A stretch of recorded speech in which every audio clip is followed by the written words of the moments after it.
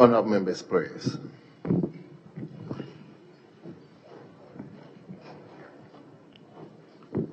Almighty God, we humbly beseech thee to look with favor upon this Parliament of the Republic of Ghana. Grant that it may perform its high duty as in thy sight. Give divine guidance to the President of the Republic, endow members of Parliament and ministers of state with discernment and vision, integrity and courage, that through the labors of government, this land and people may be well and truly served, and thy good purposes for the common human life be realized in our midst. O God, grant us a vision of our country, fair as it might be, a country of righteousness, where none shall wrong his neighbor, a country of plenty, where evil and of the people, and the love for the common good. Bless the effort of those who struggle to make this vision a living reality.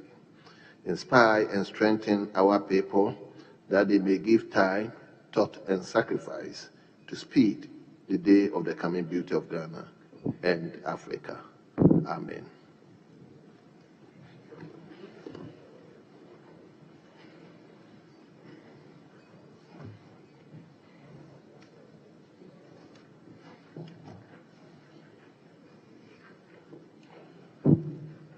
Honourable members, kindly indulge me to skip item 2. We don't have message from the President, and we equally don't have any special communication from the Speaker. So let me invite you to turn to item 5. Item 5 in today's order paper. Collection of votes and proceedings, and that of the official report. We start with votes and proceedings, page 1. Page 2. Page 3. Page 4. Page number 5. Page 6. Page number 7. Page 8. Page 9.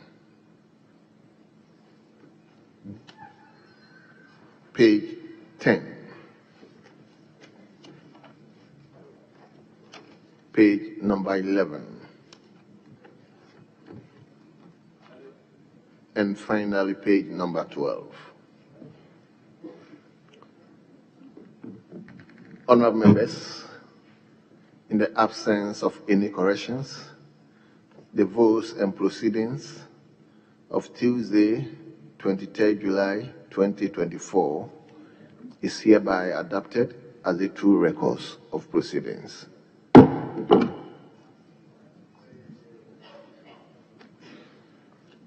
Honourable members, I have in my hands the official report of 19th June 2024 edition. Official report of 19th June 2024 edition.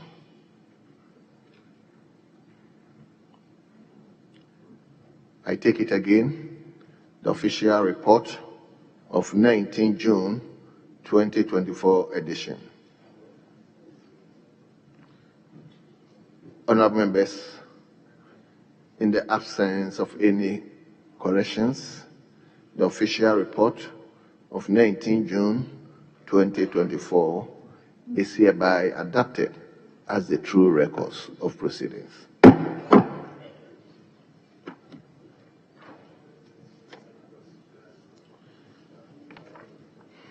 Yes, leadership, are we moving to urgent questions? Mr. Speaker, in concrete, we have agreed not to take questions, so move straight to public business. Come again, can I? We are not taking questions. We are not taking questions today? Yes, please. That's the agreement. Okay. Yes, Minority Chief Whip. Yeah, Mr. Speaker, it appears many of the ministers and colleagues who should be asking the questions are not currently available. So we have decided to make progress by going ahead with something else instead of waiting around. So I agree with him that we can make progress. Yes. The ministers and the questioners are not. Pardon? They were told the ministers are not going to be around, so they decided not to be around. Well. So it means we are skipping urgent questions, we are skipping questions and statement.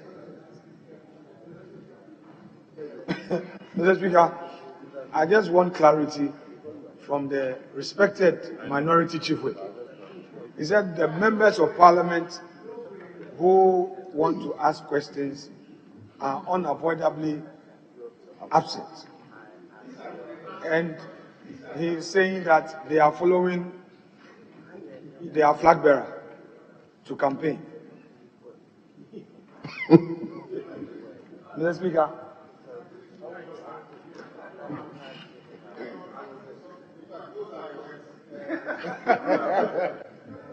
those are your words. Mr. Speaker, they are my words based on what I've seen and based on what he has seen. He's a man of facts.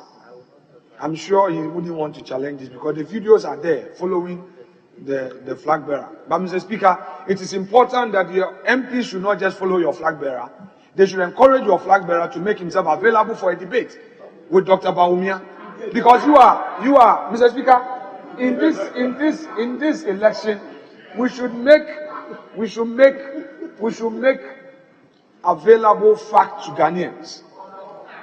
And I would encourage us as parliamentarians to urge upon our flag bearers to avail themselves for a debate. We need a debate. The way we debate in this chamber, Mr. Speaker, is very important. And this is a call I'm making as a leader of the House, that let us encourage debate so that the name calling, the insinuation, the toxic nature of the political space could be brought down. It's only through a debate that the issues can be settled. Mr. Speaker, that is my humble call, in all modesty. Thank you very much. Yes. No, my dear, thank you very much, Mr. Speaker. Mr. Speaker, it is refreshing this morning. Mr. Speaker, it is indeed refreshing this morning for the majority leader to be calling on us to appeal to our flag bearer to come for a debate. It is in that direction I'm also appealing to him to call his flag bearer to appear before the journalists of Ghana. At least he should meet the press and listen to them. Yes, he should meet the press, listen to them, listen to their questions. When he passed that test, then we can now decide whether to meet him or not. For now, he has the test of meeting the Ghanaian press. Once he crosses that bridge, then we can decide to meet him or not. Thank you, Mr. Speaker. Mr. Speaker. No, I haven't called you. Okay. I'm calling member for Tano North. Thank you, Mr. Speaker. Mr. Speaker, I don't understand what my colleague is talking about. Because we are calling for the debate. Once the debate is on, the press will cover the debate. So it's not a matter of appearing before the press or appearing before or going for the debate. Just come for the debate. The media will be there to cover the debate and ask questions. Mr. Speaker, in this House, at least none of the presidential candidates is in this House. Just to remind my good friend, the leader of the House, that there's just a little bit of debate out there, that he promised to lay the free SHS bill for more than a month now. That is the immediate debate in this House. He's unable to lay the bill for us to debate. As for the debate out there, I'm sure the unemployed want to debate Dr. Bawumia. People clearing goods, paying 20 different taxes at the port, would like to debate him. So actually, the people who really want to debate him are out there. They should debate the people of this country. President Mahama is just one individual.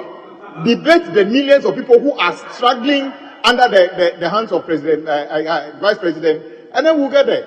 In any case, I am not aware that anybody has invited anybody to a debate and the person has decided not to come. And debate, as you and I know, is not a requirement for any election. Otherwise, if it was so, in 2016, your candidate wouldn't have qualified because he declined to debate, yet the election went on. So debate at all costs, but you have been advised, if you can actually advise your flag bearer to just meet journalists, which are not 32 million people, to just talk to them, just few of the journalists, meet them, and don't choreograph don't cook the questions. Allow them to ask proper questions. You see how it will go. Honorable Leader, you initiated this debate. It's beautiful. It's a very beautiful morning and afternoon.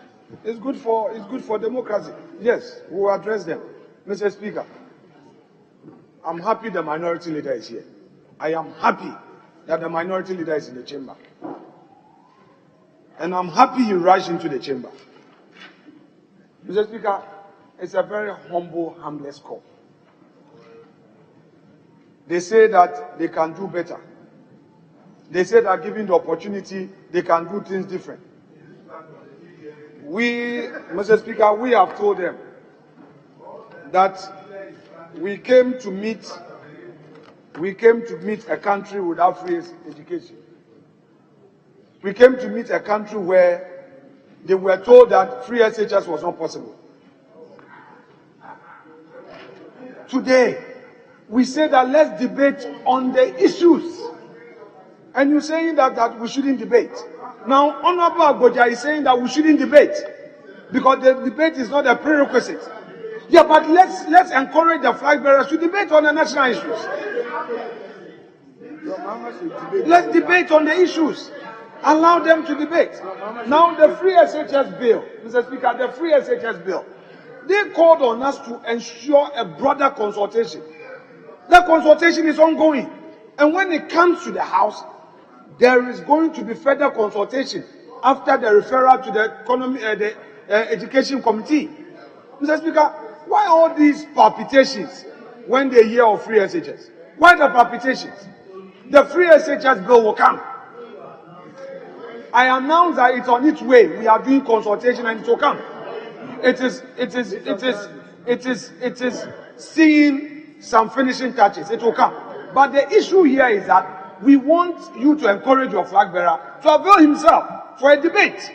Dr. Bawumia is looking for a one-on-one debate so that we see who is who. That is what you are running away from.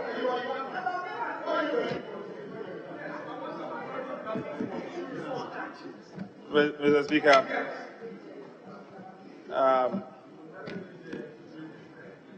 Mr. Speaker, monkeys, they say, play by sizes. Mr. Speaker, how can a driver mate debate an experienced driver? Mr. Speaker, in this House, the spokesperson for the minority on the issues of finance is Honorable Adongo.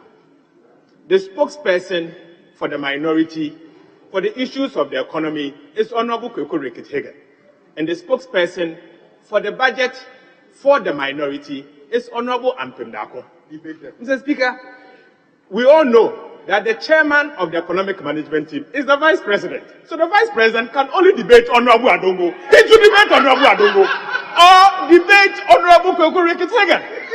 A driver mate cannot debate an experienced driver. No. Mr. Speaker, that is the fact. So we throw at the challenge. He should debate Honorable Adongo first, Honorable Ampem second, and Honorable Kweku Rekithagen third, before he could consider debating President Mahama. Thank you, Mr. Speaker. That is the answer. He should go and debate him first. Honorable members, thank you. Thank you. Thank you for the teaser.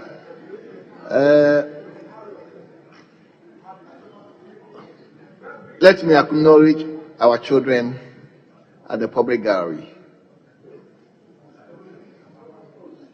We have Havila Christian Academy.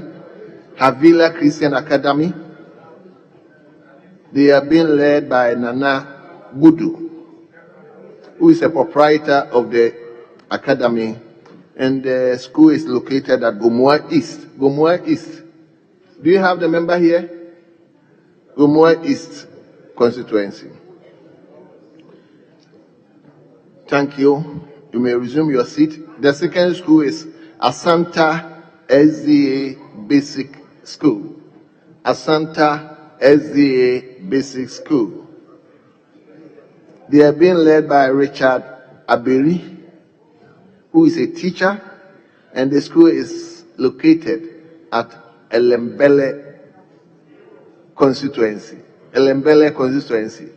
I hope the member of parliament here, yeah, that's your member. And the third school is Ekumpuano Catholic Basic School. Ekumpuano Catholic Basic School. They are being led by Kenneth Johnson Siang, who is a teacher, and the school is located at Ekumfi constituency. Yes, that's the member. So I hope after the session you take care of your children. So our school children, you are here to learn from us. So let your presence here motivate you.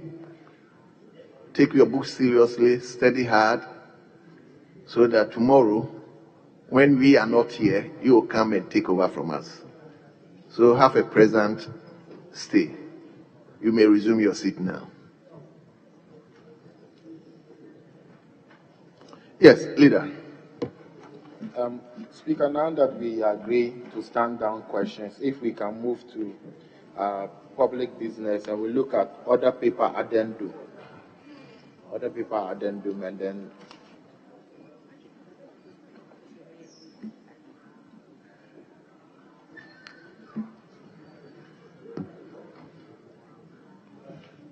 and then with your leave, if the second deputy whip, who was the vice chair of the committee, can present the report on behalf of the chair, and he's a member of the committee, Speaker.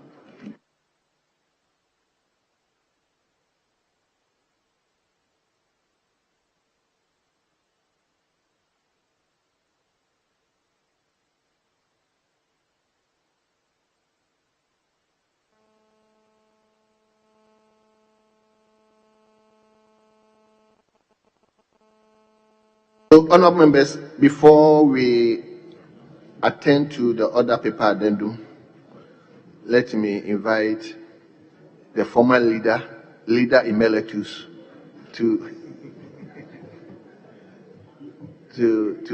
make few words with us. Thank you, Mr. Speaker. Mr. Speaker, I thought by what the minority leader said yesterday, I thought we were going to begin the discussion on the media review today. And because of what happened yesterday, I just thought that maybe we should inform ourselves about the appropriate thing to do.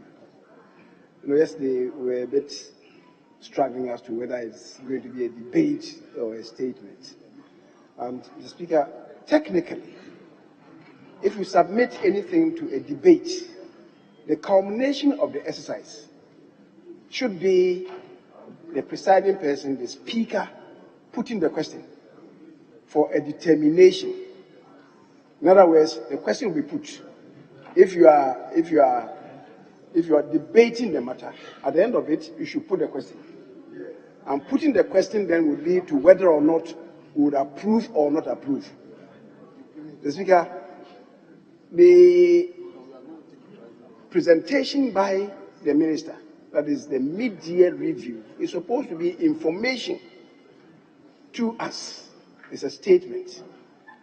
I know that when the president comes to deliver a message on the state of the nation, comments that we make sometimes border on debate. But, Mr. Speaker, indeed and in truth, it is commenting to the extent that at the end of the day, a question will not be put. It's information that is given to us. So I thought we should educate ourselves on that. The question is not going to be put on the matter at the end of the day. And in that regard, the Speaker, yes, even though we may be hard on delving into the matter, however, we should all be minded that it is a statement to us, it's information to us that we're going to comment on. We should get that right at the very outset. Mr. Speaker, thank you. Thank you very much. Yes, Mr. Honorable. Speaker, just to add my voice to what our senior member, Leader Emeritus. yes, is I call him Swami Messi. That's how I call him. Mr. Speaker, the media review until 2017 was an optional thing that the minister responsible for finance often exercised, depending on the mood of the country. It only became mandatory after the enactment of the Public Financial Management Act, Act 921. The Speaker, Section 28 of the PFM made it mandatory with certain timelines for the minister responsible for finance to deliver a media review.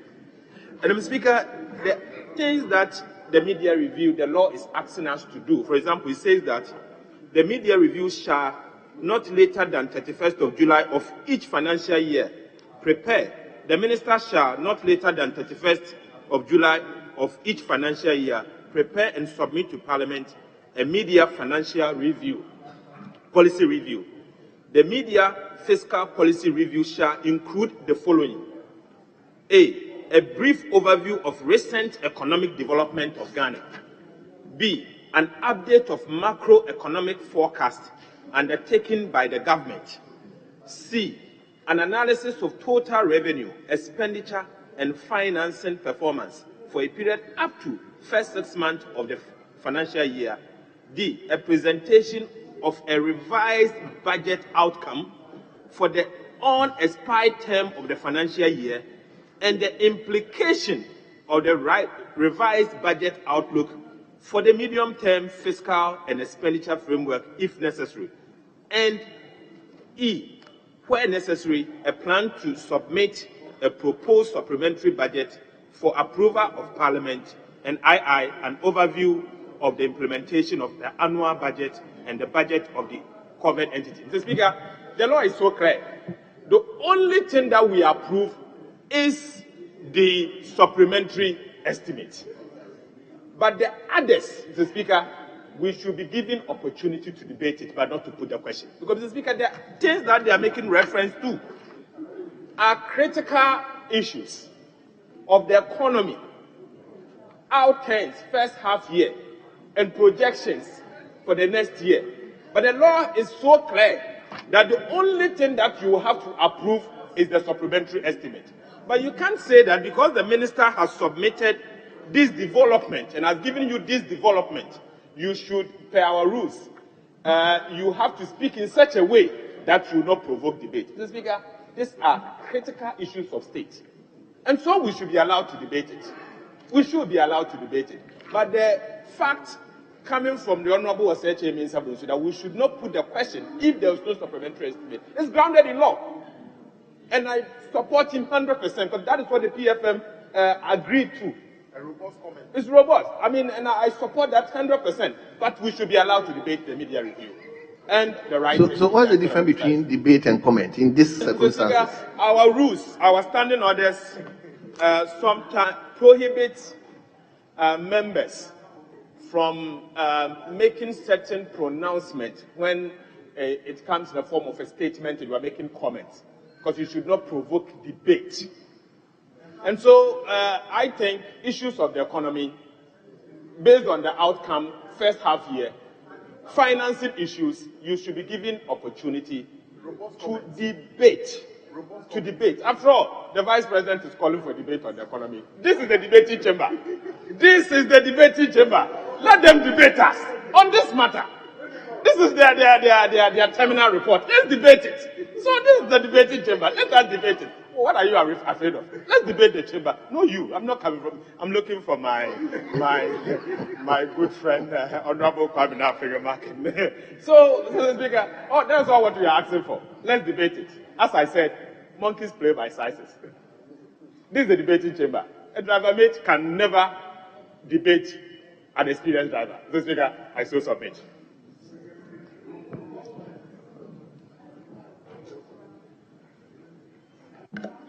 Mr. Speaker, thank you for this opportunity. I think this wrong impression being created by our brothers and sisters from the other side of the chamber, I really don't know whether they think that is a strategy to kind of throw dust into the eyes of Ghanaians as if we have mismanaged this economy. We are ready, if it's raining or shining. Because when it comes to the economy, it's been proven over and over that we are 1,000 times better than them. So what are they trying to achieve? I think this exercise, in my opinion, is rather in purification. It's not solving anything. It's wordless. We are ready to debate them today, tomorrow, at all levels. In any case, the economy is doing better today than their time. Mr. Speaker, all the things he's raising from the PFM Act, they are in the document we submitted. Go to the appendices. I think they are trying to let Ghanaians think we are afraid debating the economy. No. We have better data, we have better strategy, we have better record, we have proven record better than them. And we are as fluent, if not better, as them. So what are we afraid of? I think they are being controlled by cowardice. And they want to use that as a strategy tool to deceive Ghanaians. Mr. Speaker, we are ready.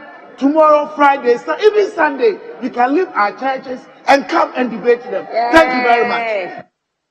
Thank you very much. So,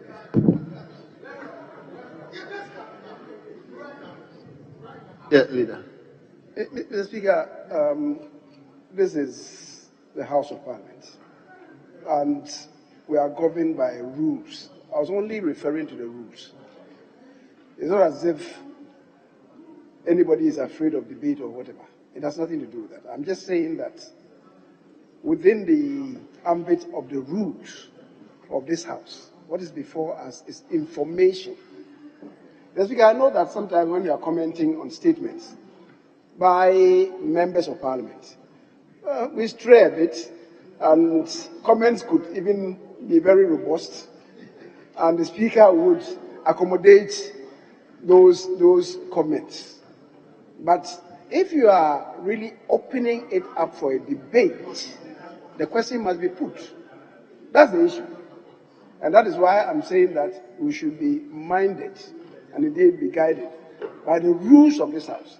Now, what is before us is not commenting for a question to be put or a resolution to be passed. Mr. Speaker, that's the rule, unless anybody is debating that. So I was just reminding ourselves that, yes, within the discourse, if permitted by the Speaker, you may want to critique what statement has come before us. That is subject to the approval of the Speaker or the person presiding. But indeed and in truth, the Speaker, it is information that's been made available to us. And then we are going to discuss it. What language that we use, subject to the approval or the accommodation of the Speaker, we may pursue it. That is it. It is not an open debate. The Speaker, thank you. The Speaker, I'm not too sure that this matter is itself open to debate. And the minority leader agrees. So I'm sure we should close the door to those of them who are itching to get up and contribute. I'm sure they have nothing useful to add. Thank you very much. Honourable members, I think this is a harmless. Doc, please, I don't know. You still want to talk? I thought this should be. Doc. let's focus. Because once I call you, I have to call other members. So leadership, please. Speaker, like indicated earlier on, if we can move to order paper addendum and then item 1. And Speaker, with your leave, if the Deputy Whip can lay the report on behalf of the chairman. Well. Yes. The chairman of the Road and Transport Committee. Thank you very much, Mr. Speaker, for the opportunity to present your report on committee. Yes, so. Yeah. Report of the Committee on Roads and Transportation on the Ghana Shippers Authority Bill 2024.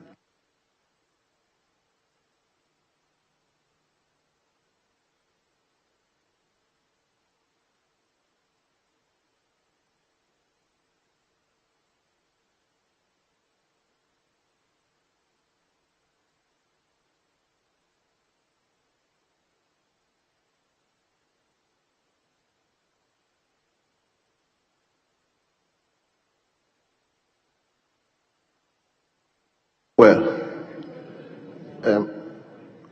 honorable members, chairman of the committee, I think it was late yesterday, and I think you didn't request whether it should be taken as a matter of urgent. What he wanted to do was to present the report, which he did. He bowed, and then it was read out. So he now needs to go to item number 2 to seek for the waiver. Then he can proceed. Very well.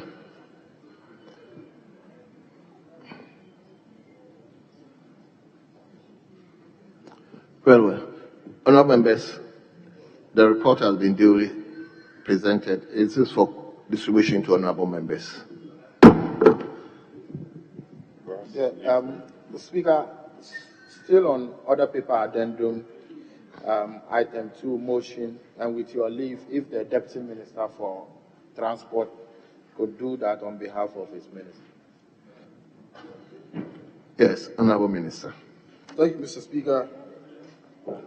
I move respectfully that notwithstanding the provisions of Standing Order 1041, which require that a motion shall not be debated until at least 2 sitting days have elapsed after the notice to move the motion is given, the motion for the second reading of the Ghana Shippers Authority Bill 2024 may be moved today. I so move, Mr. Speaker. Honorable members, the motion has been moved by the Deputy Minister for Transport. Yes.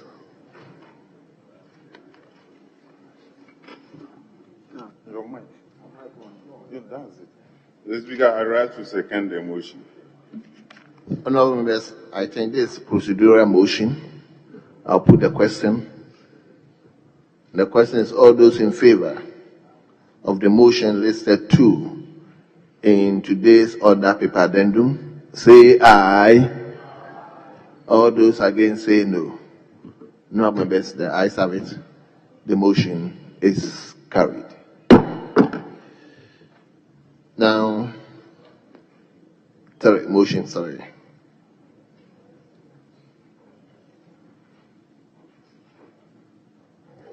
Speaker, motion 3, with your leave, if the Deputy Minister for Transport would do that. So that leave has already been granted. So,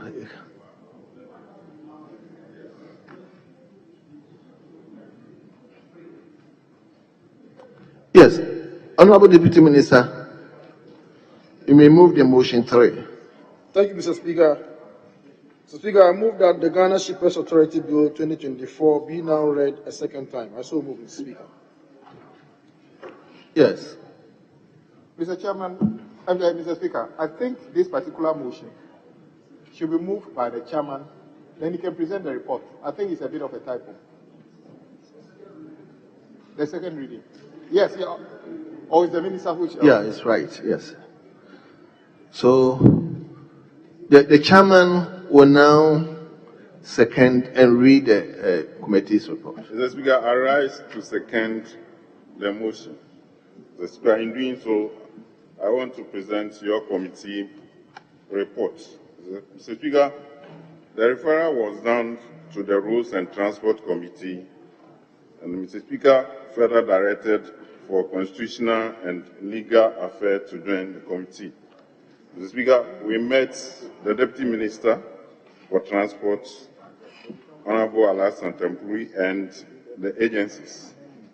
And Mr. Speaker, we deliberate a lot, and with the references and other deliberations, Mr. Speaker, the committee has come to a conclusion, and I want to urge the table office to capture the entire report as has been read, whilst I summarize the justification and the conclusion.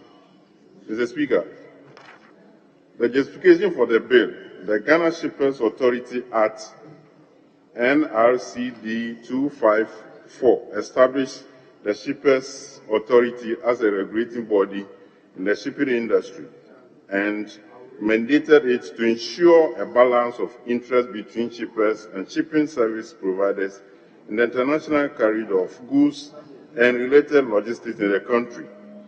The Acts, however, did not provide authority with a framework to effectively and efficiently develop, monitor, facilitate, and regulate transit trade in Ghana to ensure that the country derives maximum benefits from international trade. Additionally, shippers within the country are fragmented with weak bargaining power against multinational shipping service providers. Mr. Speaker, I want to move to the conclusion part. Mr. Speaker,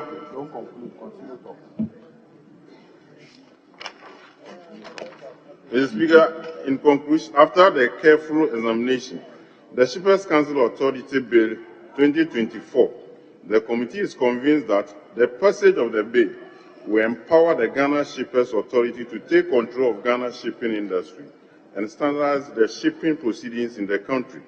The bill will further enable Ghana to derive the full benefits from the various ports in the country. The committee therefore recommended to the House to adopt this report and pass the Ghana Shippers Authority Bill 2024 in accordance with Article 106, Clause 13 of the 1992 Constitution of the Republic. Mr. Speaker, I so submit. Yes, honourable members, the motion has been moved. Yes, Honourable Minority Chief Whip. Mr. Speaker, I rise to support the motion moved by the Minister and seconded by the Deputy Whip, and to make these few comments about. Mr. Speaker, I'm a member of the Road and Transport Committee, and this particular bill was necessitated partly because you and I have heard fellow countrymen and women complain about the arbitrary nature in which shipping agencies, shipping lines, and even government charges people when they try to clear goods from the port. It turns out that the law under which the Shippers Authority operates appears to be almost 50 years, and is probably not fit for purpose. So, especially the big multinational shipping lines basically do anything they like, and if you take them on, they ask you, under which law are you trying to regulate us? This law is supposed to give the Ghana Shippers Authority the mandate that whatever appears on an invoice that anybody gives a clearing or a member of the public who is trying to clear some items can be justified because those fees must be approved by this House through fees and charges as presented by the Finance Minister in this House. And I think this is a good thing, so that this regime of nobody ever knowing how much you are supposed to pay when you import goods that are taxable in this country can be a thing of the past. So, Mr. Speaker, I think it's a good thing. Well, another thing is in paragraph 8.3, we wanted to find out from the ministry and the agency whether adequate public stakeholder consultation has been carried out, because the stakeholders in this sector are quite many and powerful. So it would be wrong for them to sidestep them and bring a bill here for consideration, because we don't have the capacity to do that fully. We can do that, but I'm not sure whether we have the resource to go and engage everybody that needed to be engaged. We were assured by the deputy minister representing the minister at the meeting that extensive stakeholder consultation has been carried out. And indeed, he said they are in the possession of the reports from the stakeholder consultations. I haven't seen the report, but I have no reason to doubt the integrity of our colleague who is the deputy minister. So, Mr. Speaker, with these few words, I think this bill, when it comes to consideration, we all pay attention to exactly what they want to do to improve the lot of the activities within the blue economy in this country. And then, as long as it improves that, I think it's something we should all be able to support. Mr. Speaker, with these few words, I thank you and urge colleagues to support the motion. Thank you. Thank you very much. Honourable members, the motion has been moved and has been seconded. It is before the House for consideration.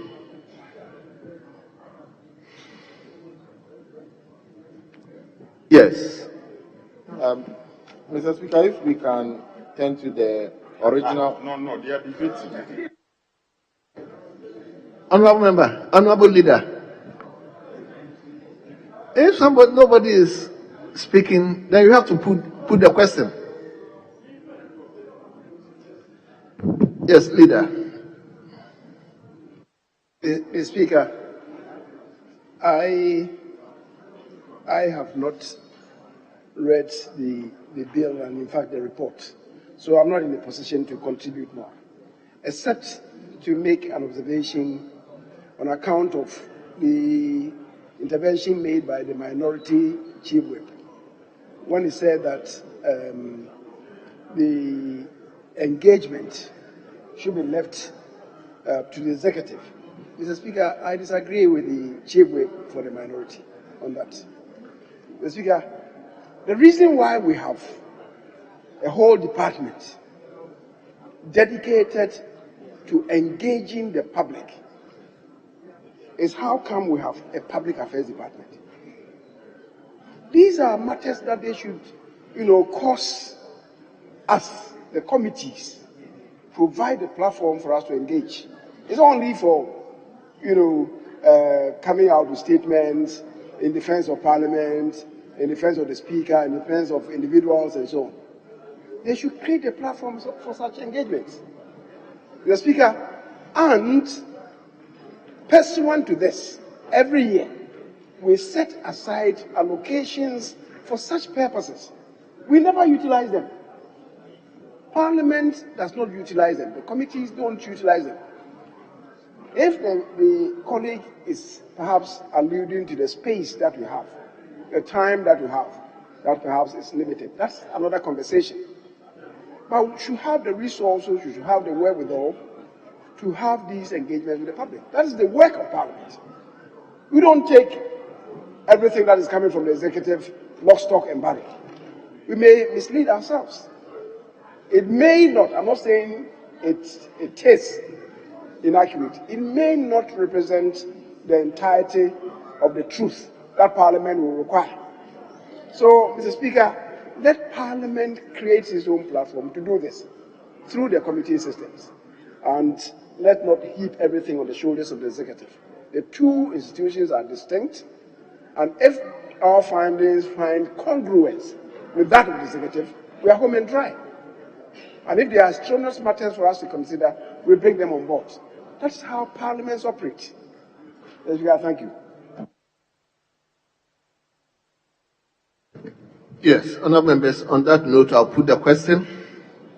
All those in favour of the motion listed 3, in today's order paper addendum, say aye. All those against say no. Honorable members, the ayes have it. The motion listed 3 in today's order paper addendum is hereby carried. An act to establish the Ghana Shippers Authority to regulate the commercial activities of the shippers and shipping service providers in the shipment, storage and delivery of international trade cargo by sea, air and land, and to provide for related matters. Honorable members, the Ghana Shippers Authority Bill 2024 is now read the second time.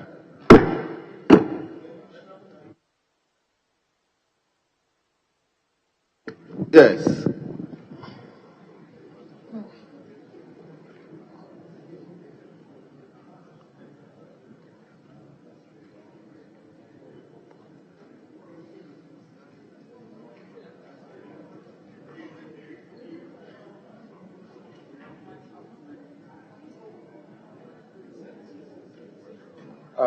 Speaker, if we may now turn to the original order paper on page 11.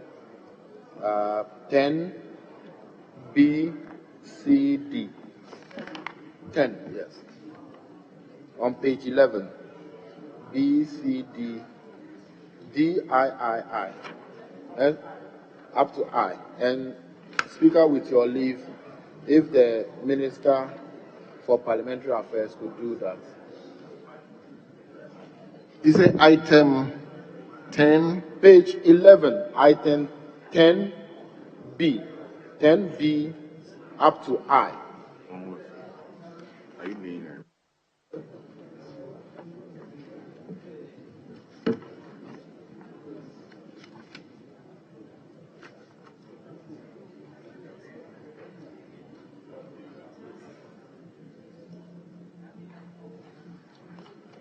Well. Honorable members, come with me to page 11, item 10B. 10B. Honorable Minister for Parliamentary Affairs, if you may do as the honors. Thank you, Mr. Speaker. Mr. Speaker, if you can consolidate everything and I bow once in respect of those listed. Thank you. Annual statement by the Audit Committee of the Public Sector Reform Secretariat for the year 2023. Budget performance report in respect of the Ministry of the Interior for the period January to December. Oh no, table.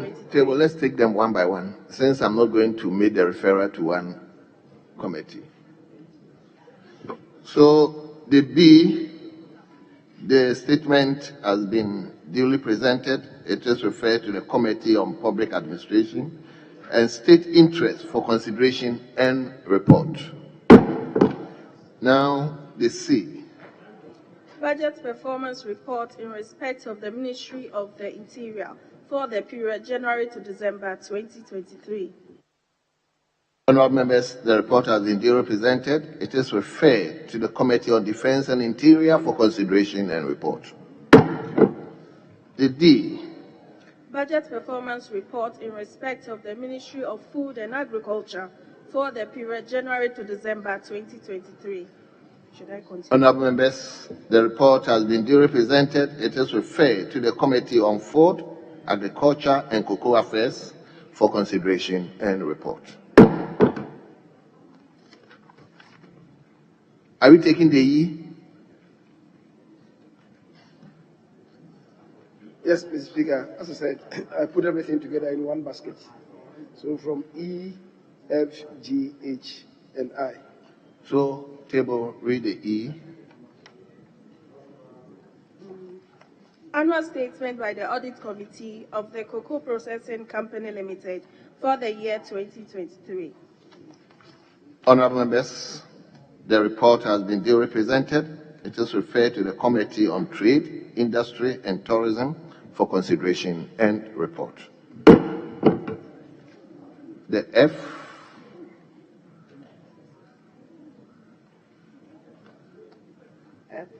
Budget performance report in respect of the Ministry of Youth and Sports for the period January to December 2023. Honourable members, the report has been duly presented. It is referred to the Committee on Youth and Sports for consideration and report. The G. Annual report of the Audit Committee of the Ministry of Foreign Affairs and Regional Integration for the year 2023. Honourable members, the report has been duly presented. It is referred to the Committee on Foreign Affairs and Regional Integration for consideration and report. The H. Budget performance report in respect of the Ministry of Railways Development for the period January to December 2023. Honourable members, the report has been duly presented. It is referred to the Committee on Roads and Transportation for consideration and report. I think the H, you have to II. Annual statement by the Audit Committee of the Ghana Railway Development Authority for the year 2023. Honourable members, the report has been duly presented. It is referred to the Committee on Roads and Transportation for consideration and report.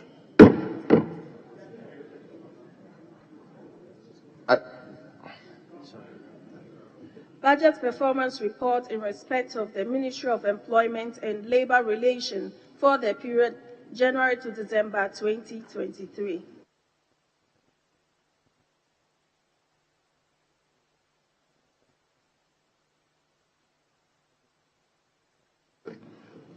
Well, honourable members, the report has been duly presented. It is referred to the Committee on Employment, Labour Relations and Pensions for consideration and report. Come back. Yes. The J. Yes, Speaker, J, I on page 12 all the way to page 18, LXXX. And if with your leave, the Minister for Parliamentary Affairs.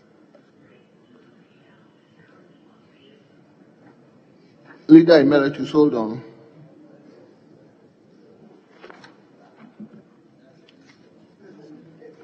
That's a new designation.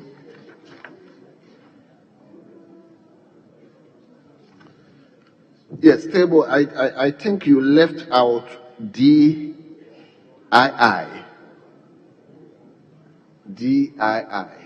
So if you can take that one. D, you did the I, you didn't do the II. Annual statement by the Audit Committee of the Cocoa Processing Company Limited for the year 2023.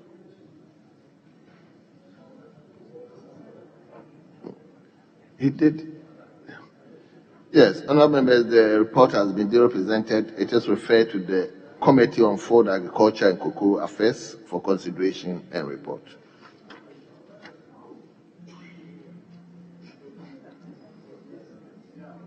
Which one?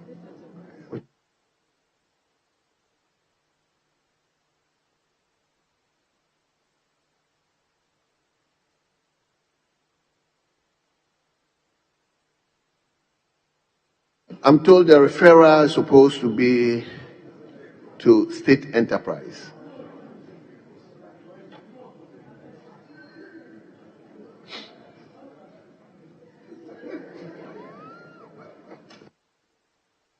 Mr. Speaker, what you have done is correct.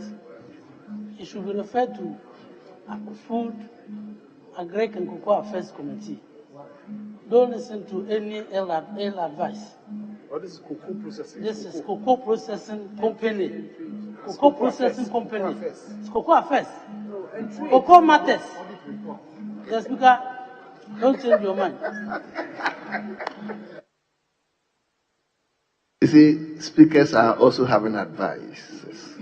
And my advisors are telling me, since it is a company which is a limited with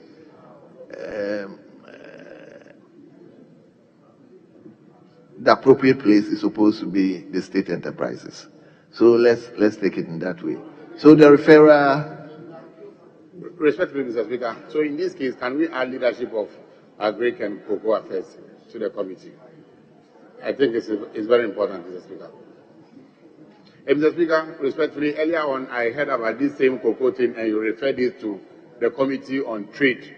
I don't know if that's the same thing you are trying to reverse back to, or that one has to go to trade. Yes, that one is correct. It's trade, yes, and not cocoa and agri. No. Okay. But respectfully with this, if we can include the leadership of the... Very well. Thank you, Mr. Speaker. Yes, leader. Mr. Speaker, as you rightly observed, this is not budget performance. It's audit report. And it relates to the economy of the performance of the unit. It should go to the relevant committee. Thank you very much. So let's turn to H. H. Leader, if you may do as the honors. Mr. Speaker, respectfully, I've done both H and I.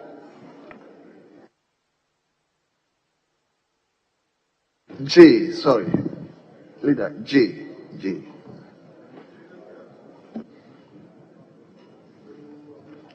Mr. Speaker, when my colleague made application, I thought it was just for one minister. But this will be the 8th minister who is missing. And then the Minister of Parliamentary Affairs will decide to be 8 ministers which cannot be found in Parliament today. I think it is important to let the flag bearer of the MPP pause the campaign, because it's actually undermining work in Parliament, because these ministers appear to be following him and are not doing their work. 8 ministers. And I'm not sure why the Minister of Parliamentary Affairs himself is not following their flag bearer and have decided to be here to be every minister. In fact, he himself hasn't laid anything from his ministry, but he's laying everything from every other ministry. And I think you should take note. If the flag bearer can pause his campaign a bit, otherwise the work of Parliament is being undermined severely by his touring of certain parts of the country. But that notwithstanding, who can stop the very important leader of the House from laying these numerous papers on behalf of ministers who are missing?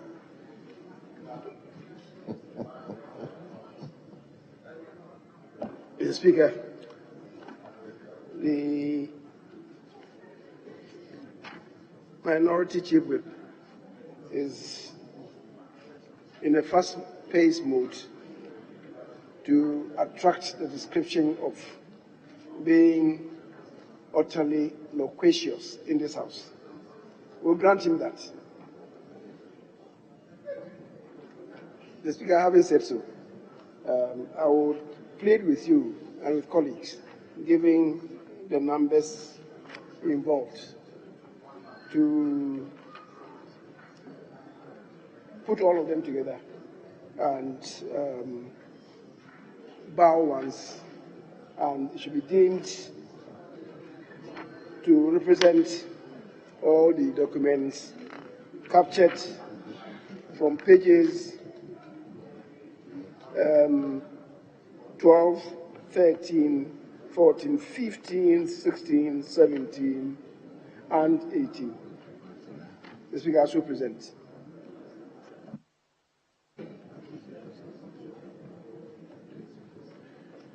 Yes. So, table, you read all. So they are about 50, 60.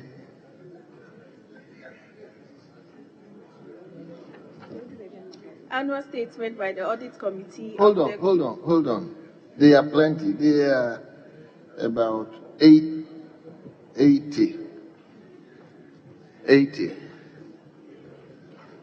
Speaker, yes. Since they are all going to the same ministry, the same committee, I'll plead with you to save the breath of the table officers, that all those listed under item J from pages 12 to 18 be deemed to have been pronounced on by the table officers, and then the necessary referral be made. Very well.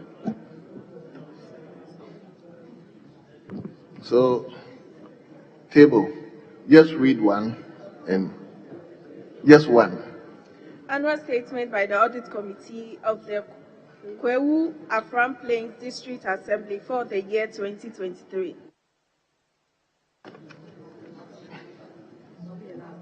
Annual statement by the Audit Committee of the Annual statement by the Audit Committee of the Nurses Training College, Pantang, for the year 2023.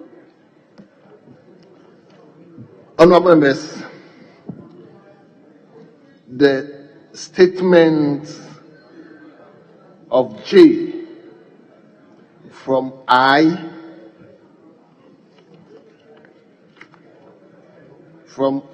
to LXXX have been duly presented.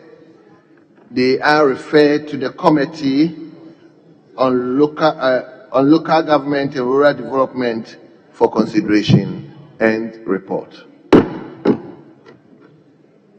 Yes. Speaker, on page 19, item K. Speaker, even though we have more than one minister in the chamber, as experienced as the Minister for Parliamentary Affairs is, he will still let him lay it on our behalf. That is K. K-I up to V. Thank you, Speaker. Yes. Budget Performance Report in respect of the Ministry of Works and Housing for the period January to December 2023. Annual statement by the Audit Committee of the Ministry of Works and Housing for the year 2023. Annual statement by the Audit Committee of the Ghana Hydrological Authority for the year 2023. Annual statement by the Audit Committee of the Tema Development Company Limited for the year 2023. Annual statement by the Audit Committee of the Architectural and Engineering Services Limited for the year 2023. Honorable members, the statement of K, I, V have been duly presented. They are referred to the Committee on Works and Housing for consideration and report. Speaker, we L, leave the same minister to take it on now. N and M, and then the M, Speaker, is I up to V. Yes, who is doing that? Yes, leader. Annual statement by the Audit Committee of the Ministry of Roads and Highways for the year 2023. Honorable members, the statement has been duly presented. It was referred to the Committee on Roads and Transportation for consideration and report. Speaker, on page 20. What about M? Speaker, on page 19, M. M, I to V.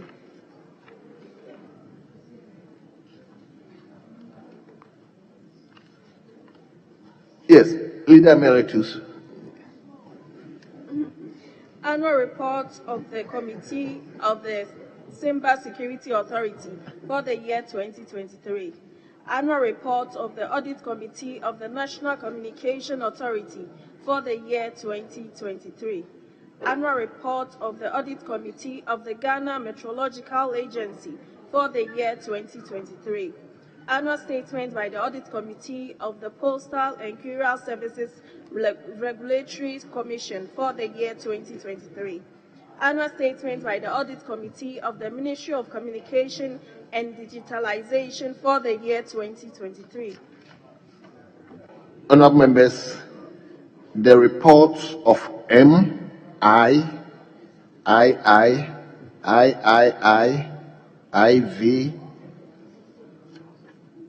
and V have been duly presented. They are referred to the Committee on Roads and Transportation for they are referred to the Committee on Information and Communications for consideration and report.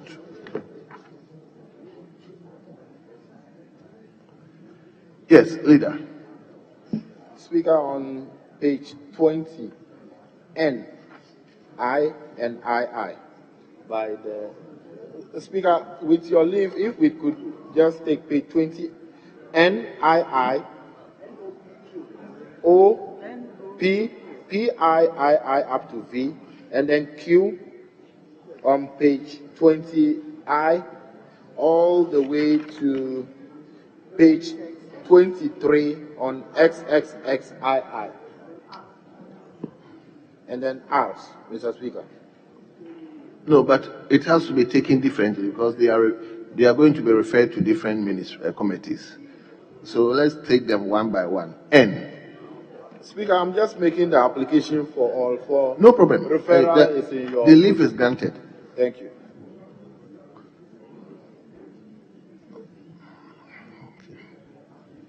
Annual statement by the Audit Committee of the Ministry of Information for the year 2023.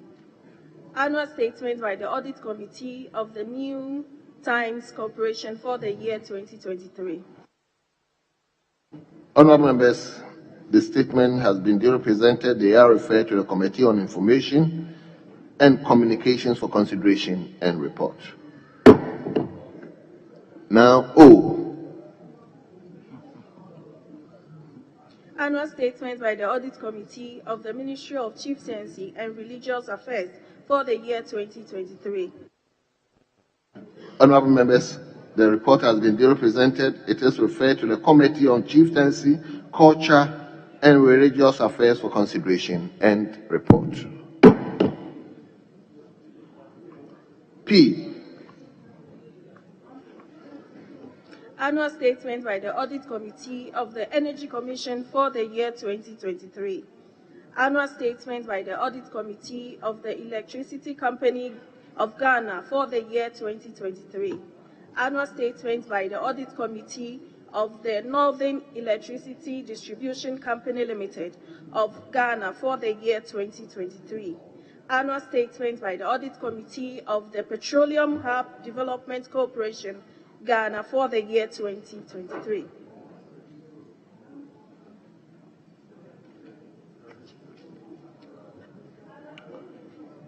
Annual statement by the Audit Committee of the Ghana Grid Company Limited for the year 2023. Very well. Honourable members, the report on P, V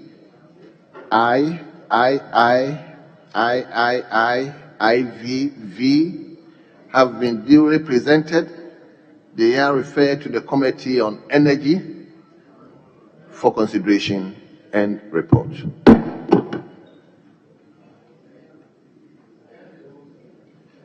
Now we turn to Q.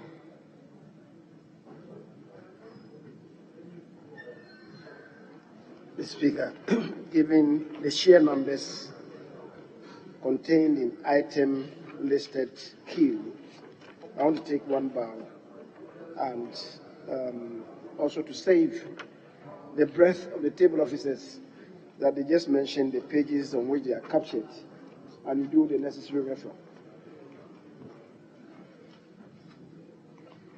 Annual statement by the Audit Committee of the Ghana Communications Technology University for the year 2023.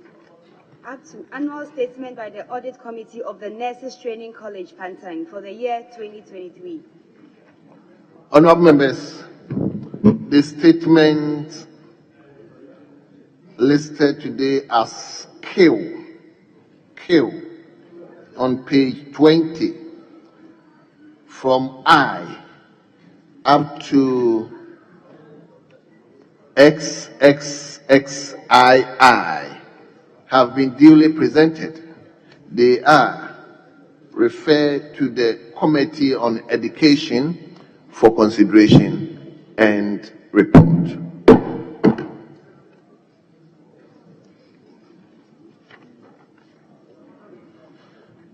Are we moving to R? Yes, Speaker, R. On page 23.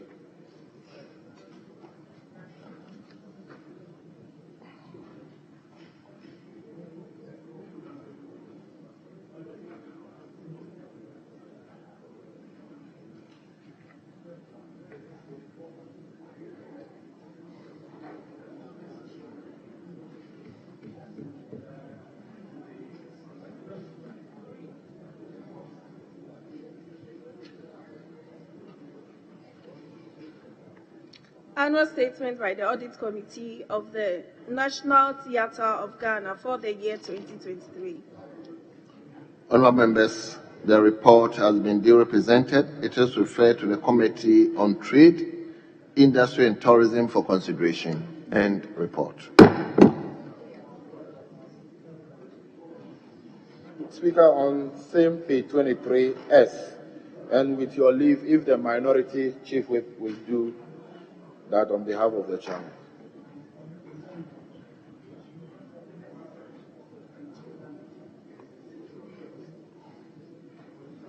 Well. Honourable members, let's turn to page 23, item listed X by the chairman. So, Honourable Yes. Minority Chief Whip. Yes. Actually, the majority chief whip is the chairman. I'm the vice chairman. So, only on his behalf. The vice chairman will do the presentation. Report of the Ad hoc Committee on matters relating to the general welfare of current and former members of Parliament. Honourable members, the report has been duly presented. The reports are to be distributed to honourable members.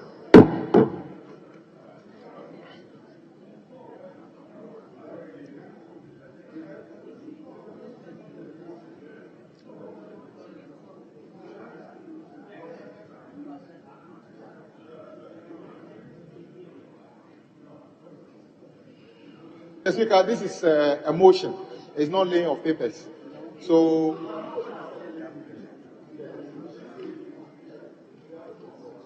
okay. When you finish the consultation. Speaker, may I now invite you to page 58 and take item 62.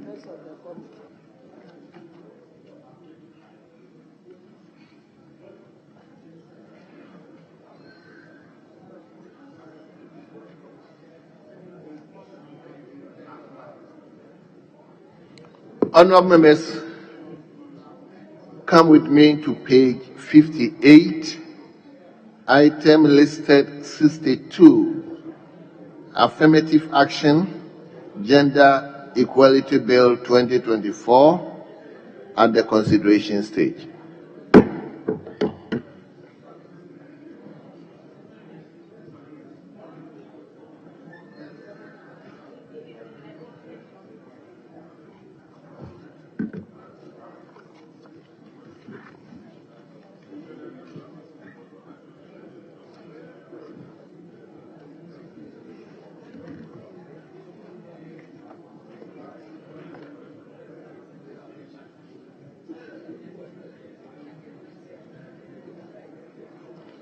Yes, honourable members,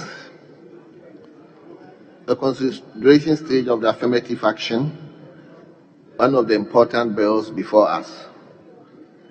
So let me invite the chairman.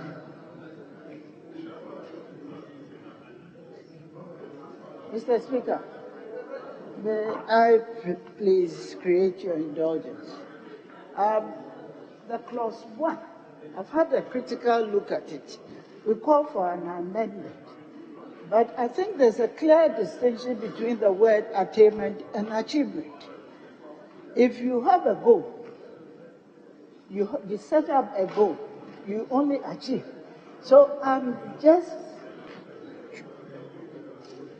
rising to call for us to retain the original rendition of that clause 1 without changing the word attainment as it appears in the bill. I think the last time we met, Honorable Helen Adusu moved a motion for amendment, and the amendment was carried. So instead of achievement, we replace it with attainment. And you want to do further amendment to it, that? So you can move.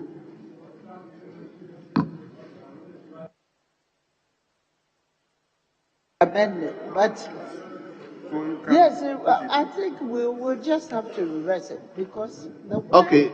there are two distinct words. Yeah. Honorable Majority Deputy Leader, I think once amendment. Honorable Leader, are you listening to me? Yes, I'm saying once the amendment has already been carried, we can come back at the second consideration. So let's move on. Thank you. Okay.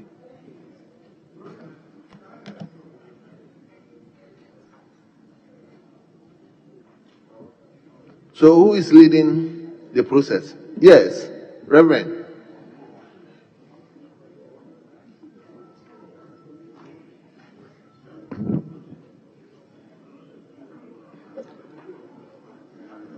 Mr. Speaker, we are on clause 3. Yes. We go to clause 2. Now we are on clause 3.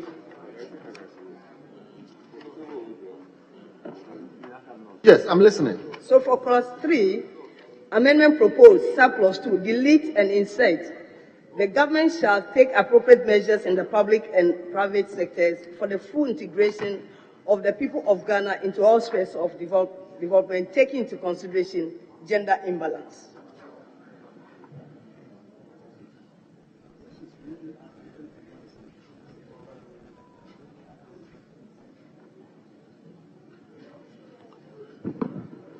Chairperson, it appears we are reading something different. Yes, Leader. Mr. Speaker, if I could hear the justification for that amendment from the honourable member proposing the amendment on behalf of the chairman of the committee. Yes, Reverend. Mr. Speaker, it's the same. Page 63, clause 3. What I've read, the proposed amendment is the same as amendment proposed in 63.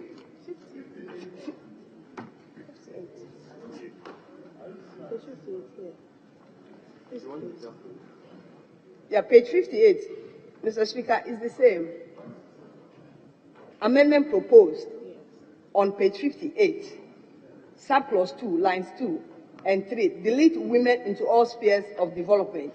Insert the people of Ghana into all spheres of development, taking into consideration gender imbalance. Yeah. So, what's the reason behind? Yeah. The rationale is to reflect the language of the Constitution.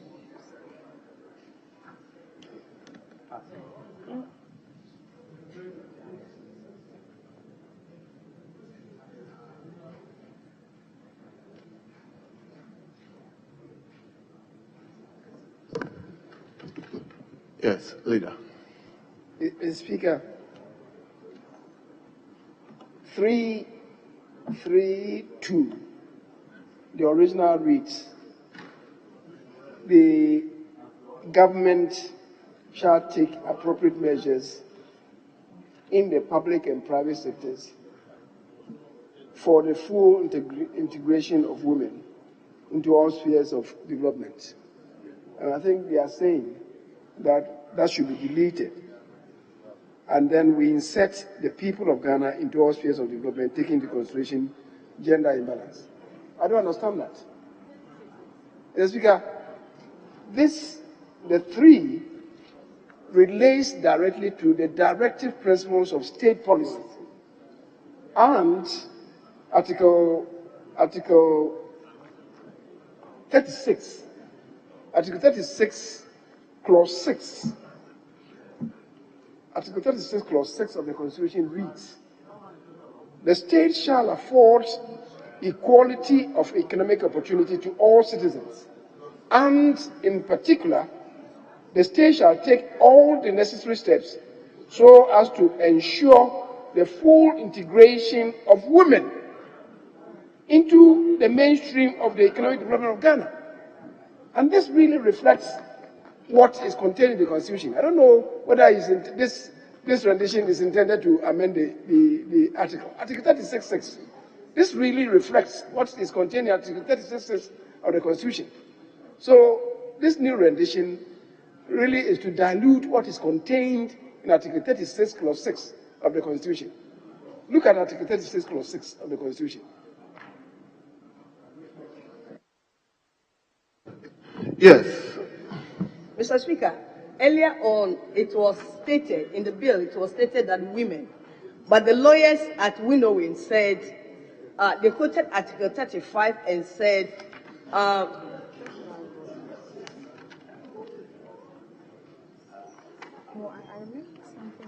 no, that, Mr. Speaker, that was also discussed at Winnowing.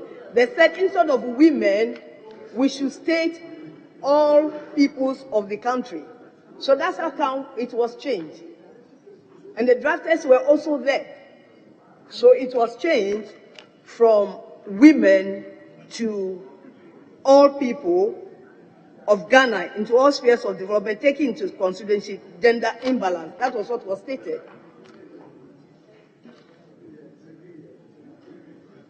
Yes, Honourable Member for Aswasi. Thank you, Mr. Speaker. Mr. Speaker, I want to plead with lead persons on bills. When you go for winnowing and some references are made, you have to keep the reference. You have to know them. Because if you just say that, oh, it was at winnowing that this was done, that it was quoting a constitution, and you're not referring to us the specific provision.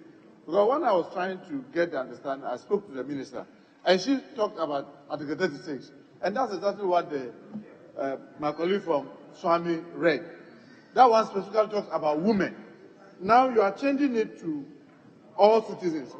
Well, there may be good reasons, but justify it. If you say it's also part of it's also in reference to the Constitution, maybe it's not referring to 36.6, but it's referring to something else.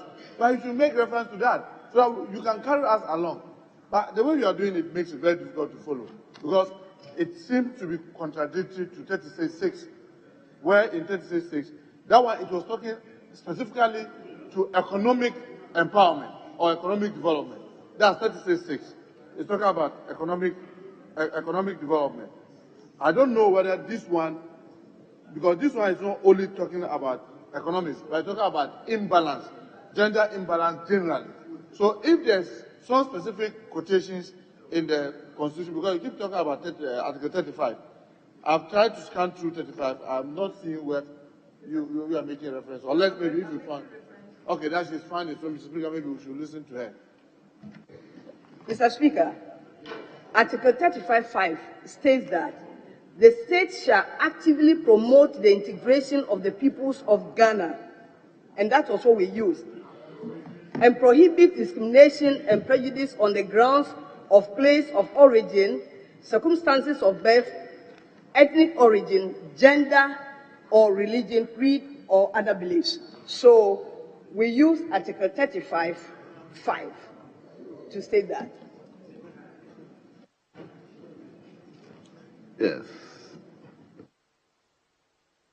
Thank you very much, Mr. Speaker. Mr. Speaker, I think this is a bill dealing with affirmative action, gender equality bill. And we know that the concern here is not with the integration of the peoples, which is the different ethnic groups, the different religious groups, the different social classes. That is what we mean when we speak about the integration of the people. Northern people, southern people, western, central, Evers, Gans, Akan, and etc. That is the focus of that clause that you have just mentioned. But the clause that the former majority leader refers to is what really deals with the question of gender equality and the obligation of the state to take steps to try and achieve equal opportunities both in the private and public sector. I think that those who drafted the bill had that in mind when they put the original rendition there. So I plead with you to withdraw your amendment proposed, and let's leave it as it used to be, because it reflects the position of the Constitution. But even then, the former majority leader is saying that even this rendition waters down what the Constitution actually obliges us to do. So we should rather go back for the original rendition of the Constitution and add it to clause 3(2), especially because clause 3 deals with directive principles. So it is an attempt to import the directive principles into legislation, because the different courts have had different attitudes towards the interpretation and enforceability of directive principles. And so as we progress and think that some of the provisions should become part of legislation that can be enforceable, and we want to legislate them, then to water it down is to do injustice to those that the Constitution intended to benefit by making this provision. So I will urge you to rather not stick to the original one, to seek an amendment to the original one so that we replace it with what is in the Constitution, because this rendition waters down what is in the Constitution.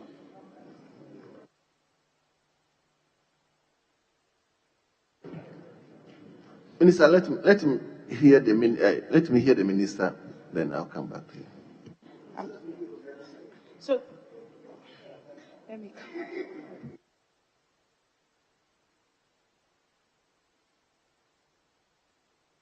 No, this for the purpose of I don't think so.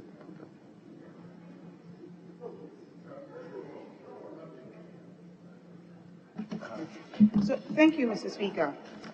I'd like to propose that it remains, that's 3(2), remains as it is. We just insert "to ensure," and then the full integration of women continues. Because as everybody has said, this is all about ensuring that that skewed system is corrected. We are looking for gender equity. And so for me, leaving women is fine. We should just also include the language of the Constitution, which is the mainstream in all spheres of development. So that is how it should read. I think that is it. Thank you, Mr. Speaker.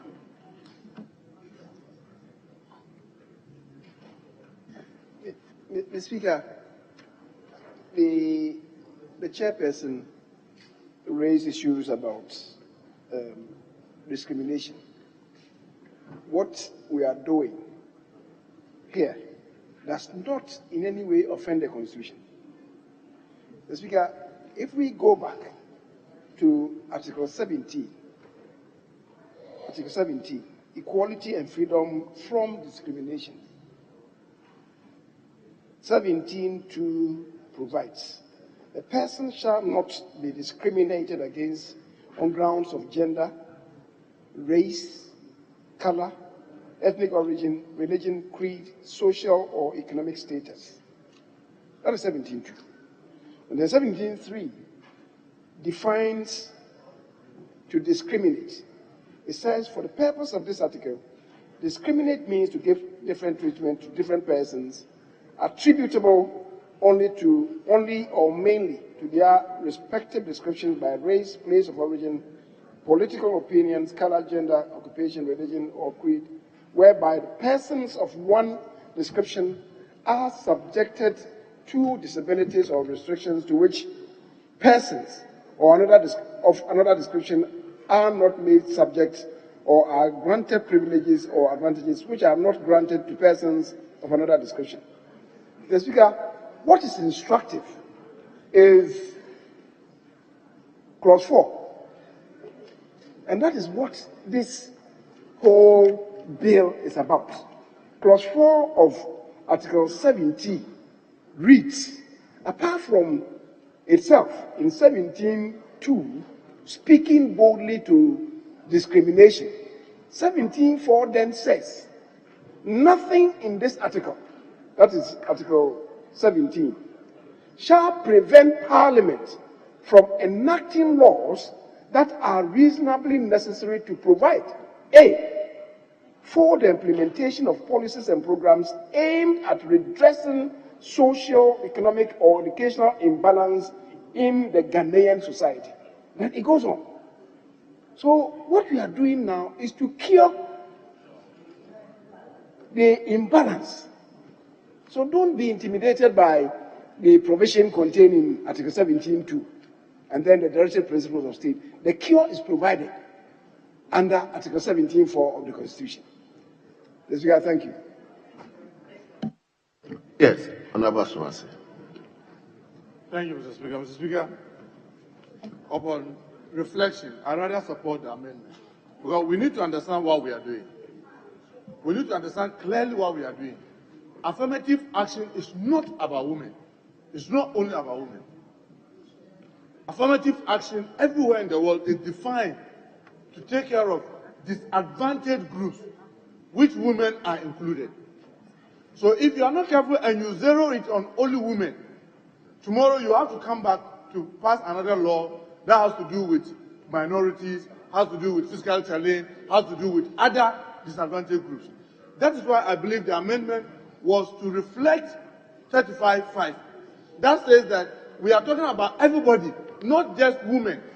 I think that it is the short title they have there is deceptive.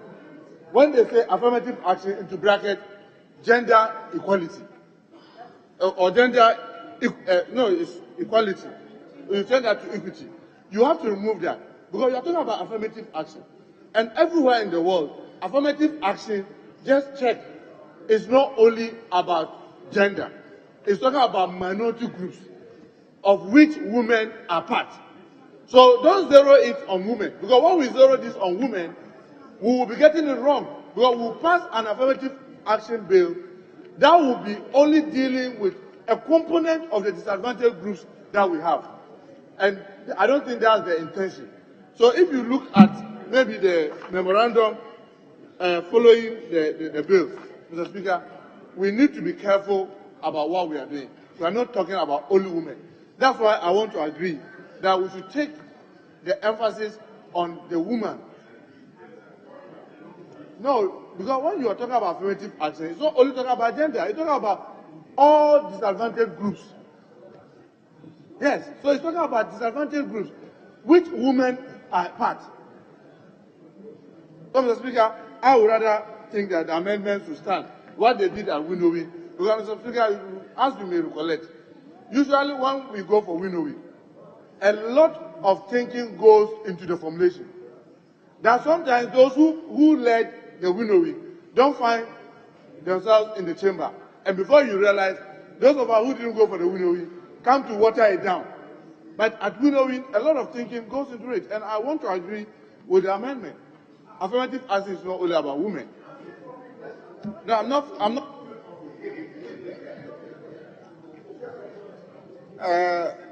Thank you very much, Mr. Speaker.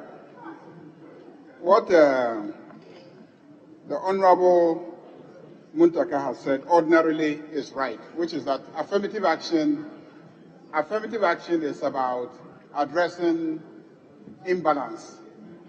So taking action to address imbalance.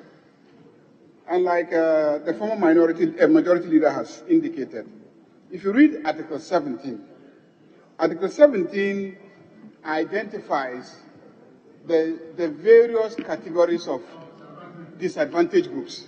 Okay? So you have disadvantage based on gender, which is the male-female gender. Then you have disadvantage based on race, then color, then ethnicity, then religion, creed, and social and economic status. Okay? Now, this bill has chosen one category, the category of gender. to try and deal with the imbalance in that category. Just as we have a disability-focused legislation which deals with the category of disabled persons and creates all sort of institutions to deal with the plight of disabled persons, okay? So you cannot amend this legislation, this bill, to make it general, because the focus here is on gender. So all the things that need to be done to deal with the problem of inequality based on gender. So I think that we must understand it from that very narrow perspective, that this is a bill dealing with one category, which is gender. And so we must find a way of crafting legislation that addresses the imbalances caused by gender alone, not all the other bases of inequality.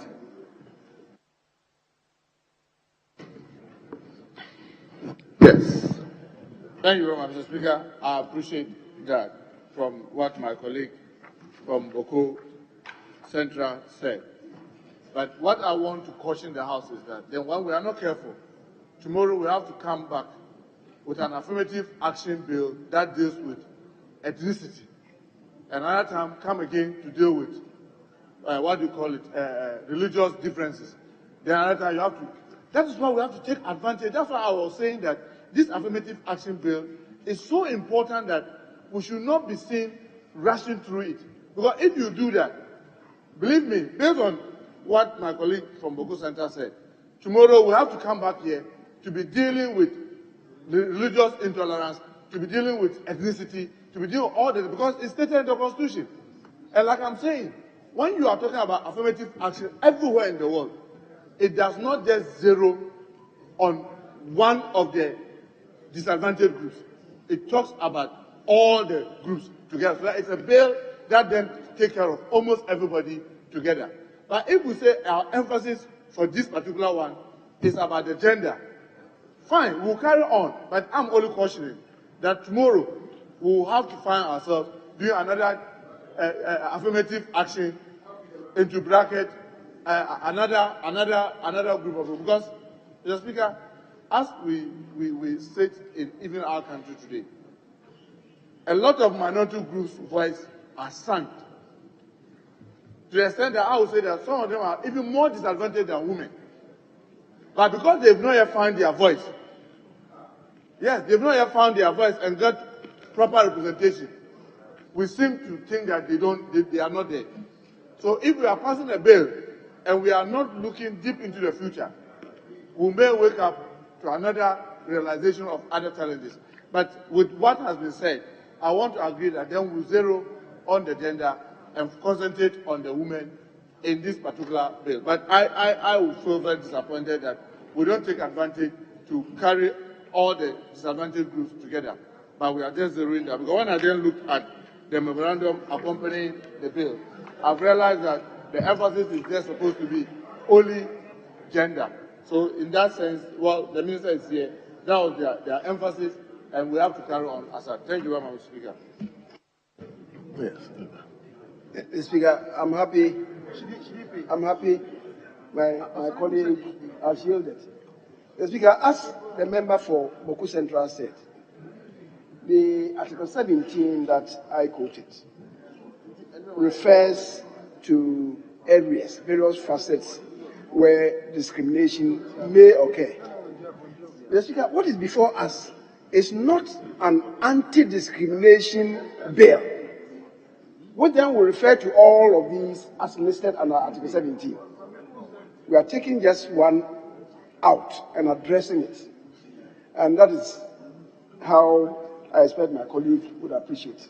And I'm happy he has yielded. So we can make good progress. Well. So, Minister, you came out with the way you want it to be. Can you give us a rendition for it so that we can move on? Okay. Thank you, Mr. Speaker. So, 3.2, clause 3.2 should read, the government shall take appropriate measures in the public and private sectors to ensure the full integration of women into the mainstream of all spheres of development. Well, honorable members.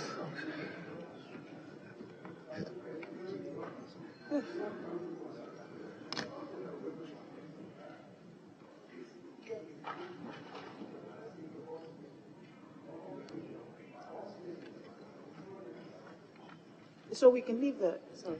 Chair, then I think if you can withdraw your amendment so that we can. You see, there is an advertised amendment by you. If you can withdraw that. And Mr. Speaker, I rise to withdraw the advertised amendment. very well. So we will now take the amendment by the minister. So the question is, all those in favor of the proposed amendment by the minister, say aye. Sorry, if we are going by that, I would prefer that we take the constitutional because it's talking about economic development. It's talking about economic development. It's talking about economic development. If you talk about all development, all spheres of development, the Speaker, for those of us who are development students, that is from archaeology to zoology. If you talk about the development, you are not careful, you'll be going to areas that government do not even have control over. But economic development is a restricted area. So I was thinking that we should rather pick as it is in the Constitution, because then it is consistent with the constitutional provision. If you look at 36(6), in full integration of women into the mainstream of economic development.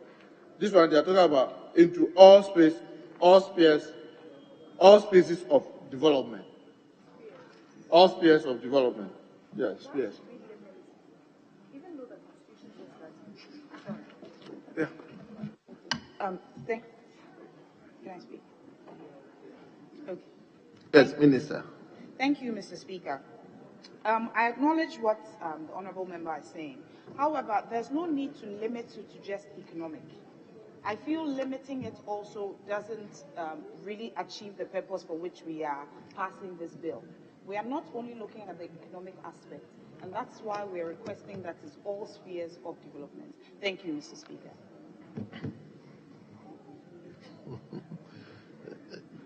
Mr. Speaker, when you limit yourself to the construct of the Constitution, you don't normally get it wrong.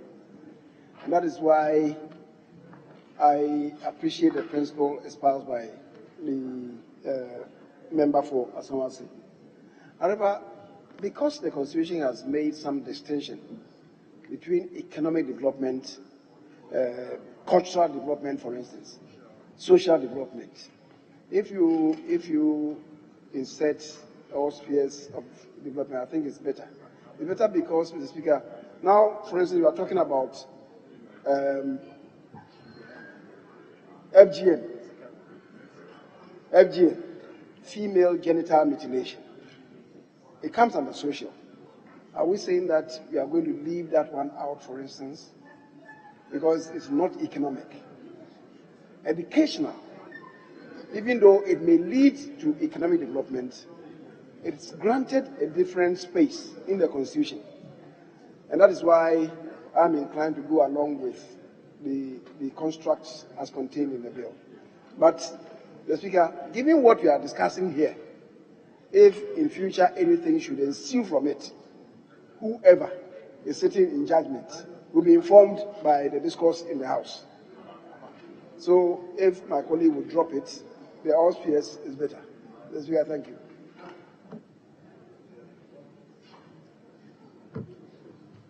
Yes.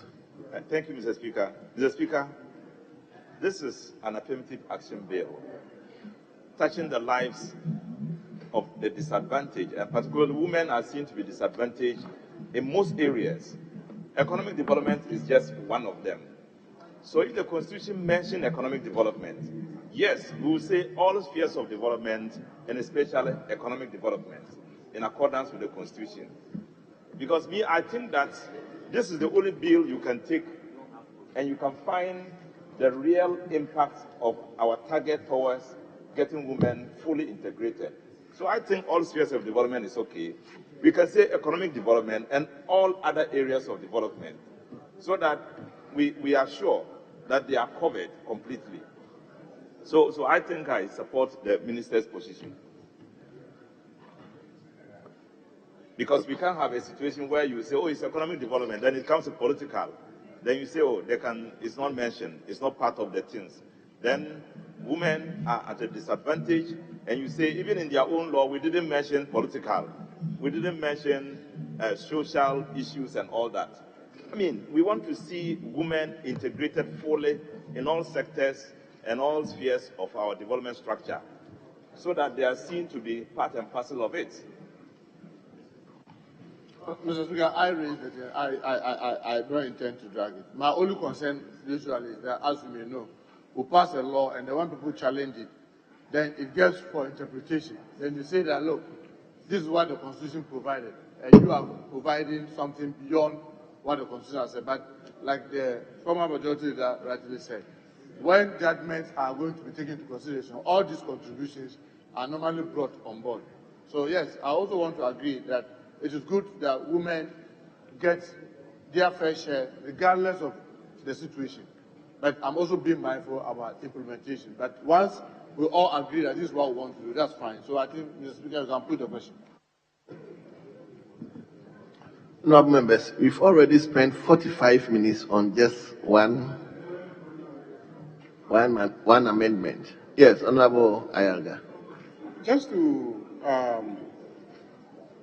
emphasize the fact that the Constitution actually mentions social development, social objectives, and then it mentions political objectives, and then it mentions economic objectives. And in each of those clauses, of the Constitution, there's specific mention of the need to achieve equality when it comes to social opportunities, and equality when it comes to political participation, and equality when it comes to economic opportunities. So I think that the rendition of the minister that all spheres of development is indeed appropriate, Mr. Speaker. So I'll put the amendment question from the minister. All those in favor of the proposed amendment by the minister, say aye. All those against, say no. Members, the ayes have it. The proposed amendment is carried. Chairperson, are you taking the other proposed amendment on clause 3? Yes, please. Subclause 3. Mr. Speaker, subclause 3 delete the whole of the clause. Mr. Speaker, the reason is that it was stated that a person may apply to the minister for exemption. But then the bill needs to be decisive on its policy and not to allow exemptions. So subclause 3 is deleted. Yes, Honorable Member, the chairperson has moved an amendment to subclause 3.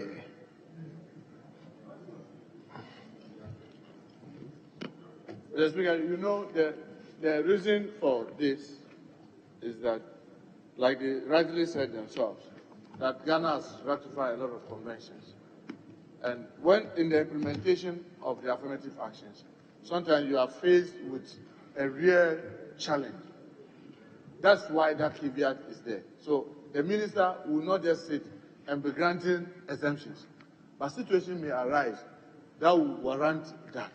And that's why in the original rendition you have that. If you take it out, what you are simply going to do is that it's like you are casting everything in just a steel without any opening. And Mr. Speaker, the tendency for then challenges implementation becomes very high. But where you provide that window, that if you truly genuinely believe that there's reason why in a particular situation you should not comply with the law, write to the minister and justify it. If you don't do that, what you are going to have is what we are currently having. You say there's a minimum wage. Go around and see, because of joblessness, people are not complying. And it's difficult for government to implement. So if you do that, you are going to open it up for even genuine persons who may want to have good reason to explain why they cannot do it. Now go under the table and be doing it. And it becomes very difficult for you to implement. So I think that we should reflect very well if we truly want to delete it and say that after the passage, you must comply no matter the circumstances, no matter the situation. So I just think that we should leave the sub plus 3. Thank you, Mr. Speaker. Mr. Speaker, if you look at the directive principle, it says the government shall set progressive targets for the achievement of gender equality. So everything you are doing is about gender equality. How can anybody else, after all this consideration of gender equality, still go and write a letter and say, I don't want to be considered within the space of this directive? Because it's within a situation where people are going to be considered, in terms of gender equality. So within the gender equality, you then go and write application again and say that, oh, because of my particular situation, I want to be exempted from what, Mr. Speaker? What are they to be exempted from gender equality practice principles? So I think I understand what Honorable Mutaka is talking about, but if you look at it thoroughly, it doesn't matter at all. I mean, it should be removed because all the spheres of consideration of gender equality would have been taken into consideration, within which you can no longer go and apply and say, I want to be exempted. The Speaker, that's mine.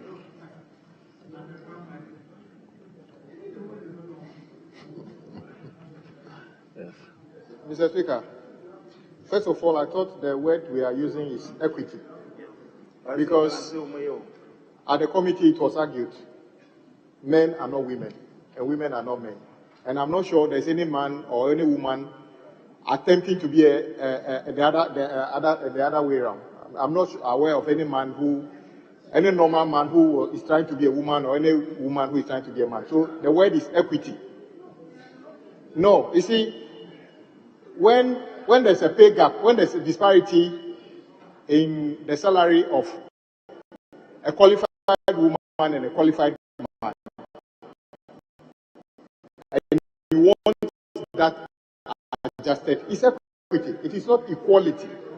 But the point you are making was argued, and the point is that we own a private tracking company, that is a haulage company, and I go and advertise if a tracking company maybe supplies groceries to, let's say, a grocery shop. Normally they do it in the night. They need to restock in the night, 5 a.m. And I advertise. And after that advertisement, no woman applies for the job. Only men apply.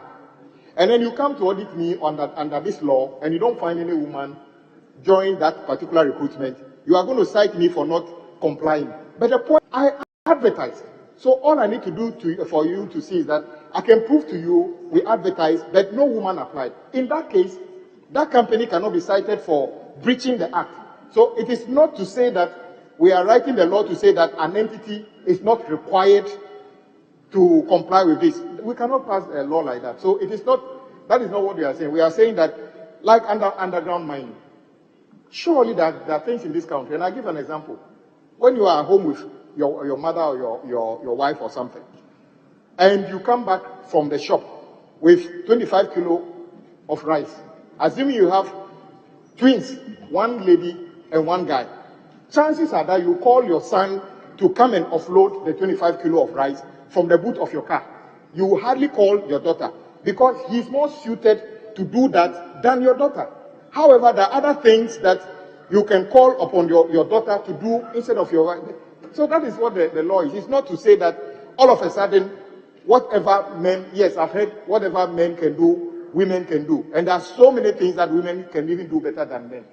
But we know that in this circumstance, it is not to equate men to women or women to men. It is about creating a clear distinction where if you cannot meet that particular requirement, it shouldn't be cited for breaching the law simply because no woman decided not to do a particular work. So that is what it is about. It's not to say they are writing this law and you can exempt yourself from complying with the law because you have decided not to recruit or give opportunity to which one cannot be part of this law. And that is not what this particular clause is intended to do.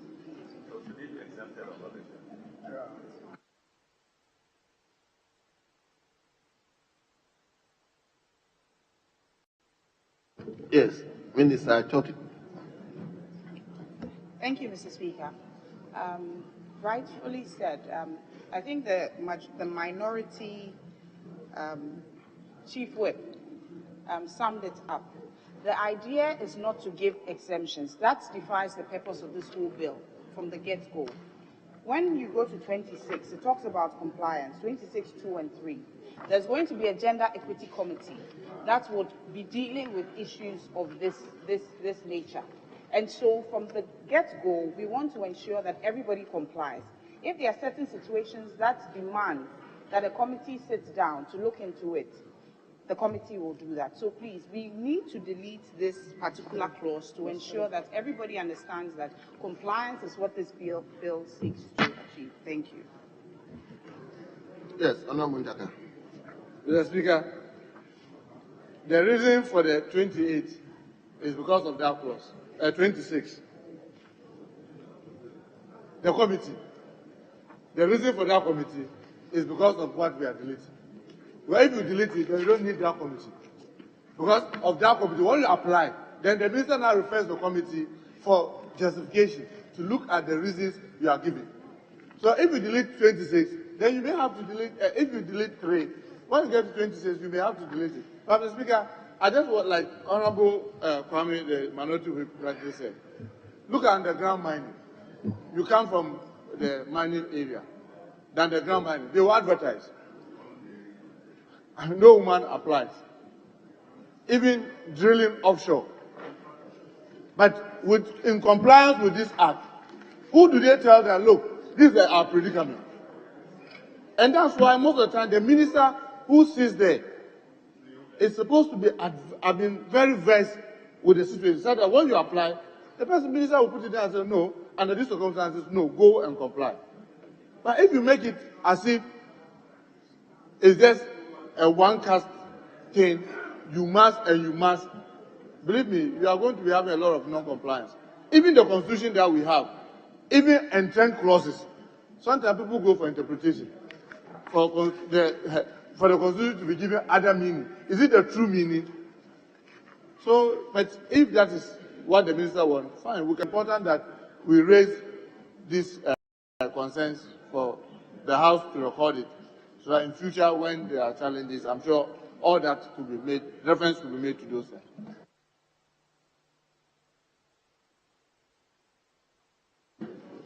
Mr. Speaker,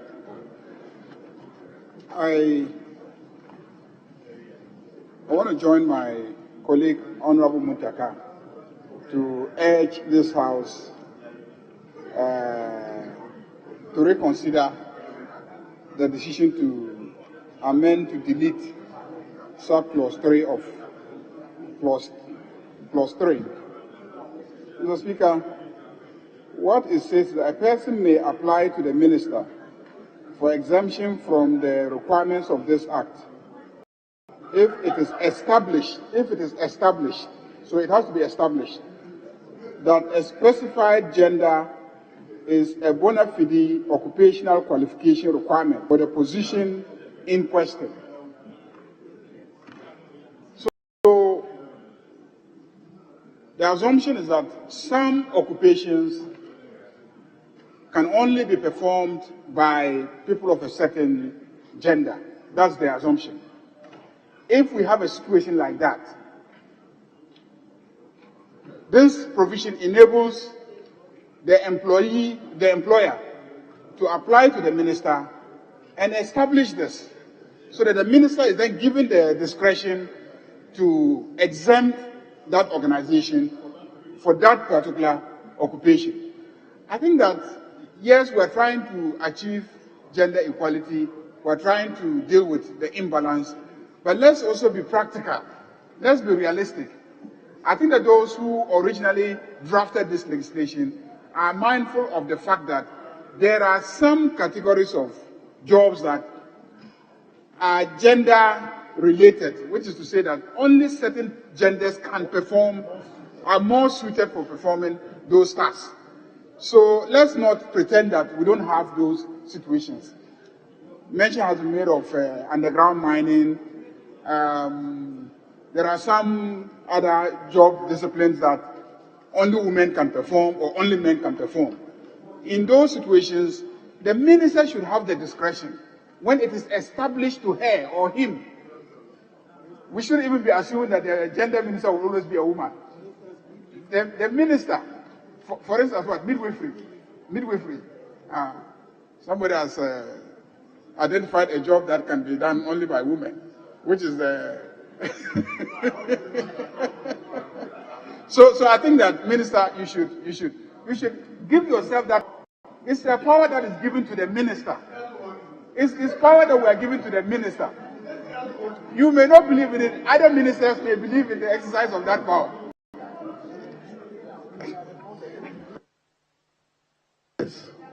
Mr. Speaker, I just want to amplify what the last speaker, Honorable Ayariga, said.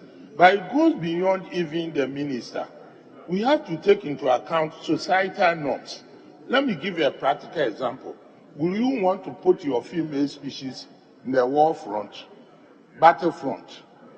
Because they will perpetuate your progeny. They will make you ensure that Ghana will exist. So I don't think anybody will want, even though they can join the military, I don't think anybody will want to put the female species in front of battle. So these are practical examples that this law must consider and make exemptions. But Honorable Muntaka, when you were given an exemption, just a small thing, you said you referred to the mining industry. Where Chirano mines, they found out that the female big trucks, the female people can drive them even more accident-free than the male counterparts. So, yes, even the huge trucks. So now there are even positive discrimination in favor of the female, personnel. So when you see their big dumps, don't assume that it's your male counterpart who is driving it. I'm informing you that it's likely to be a very young lady driving those big trucks.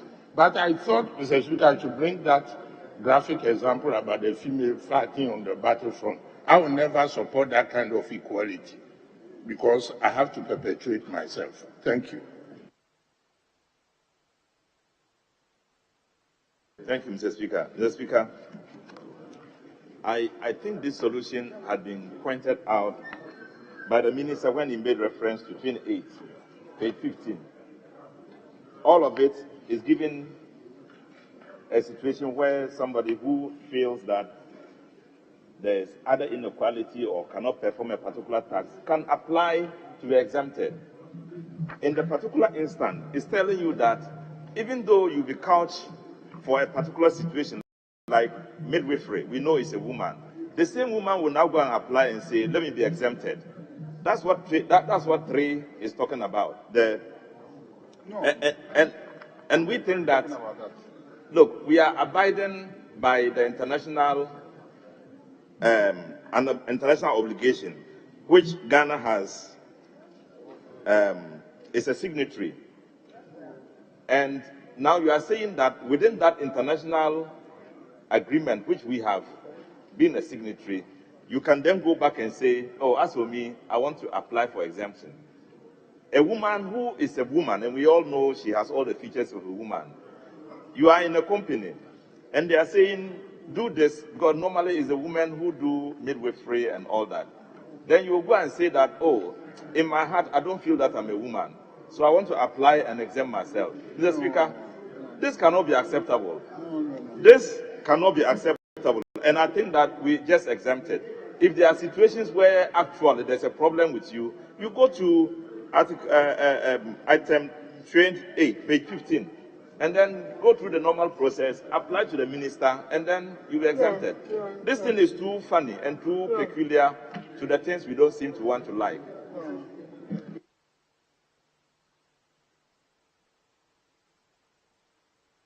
So what is the position now? Minister's position. Very well. So all those in favor of the minister's position, that's the amendment he proposed, say aye. All those against say no.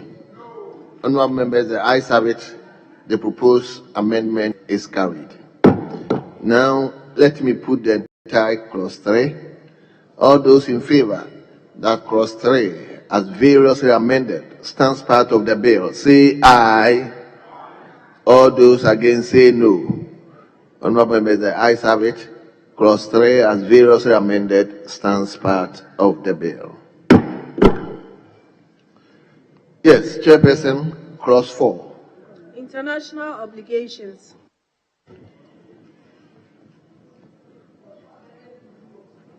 Clause 4 amendment proposed. Line 1, before international, insert subject to Article 75 of the Constitution, and after on, delete gender equality and equity and insert redressing gender imbalance. Yes, that's the proposed amendment by the committee. Do I put the question? Clause 4. Yes, Honorable Muntaka. Mr. Speaker, I don't see what is wrong with the original rendition.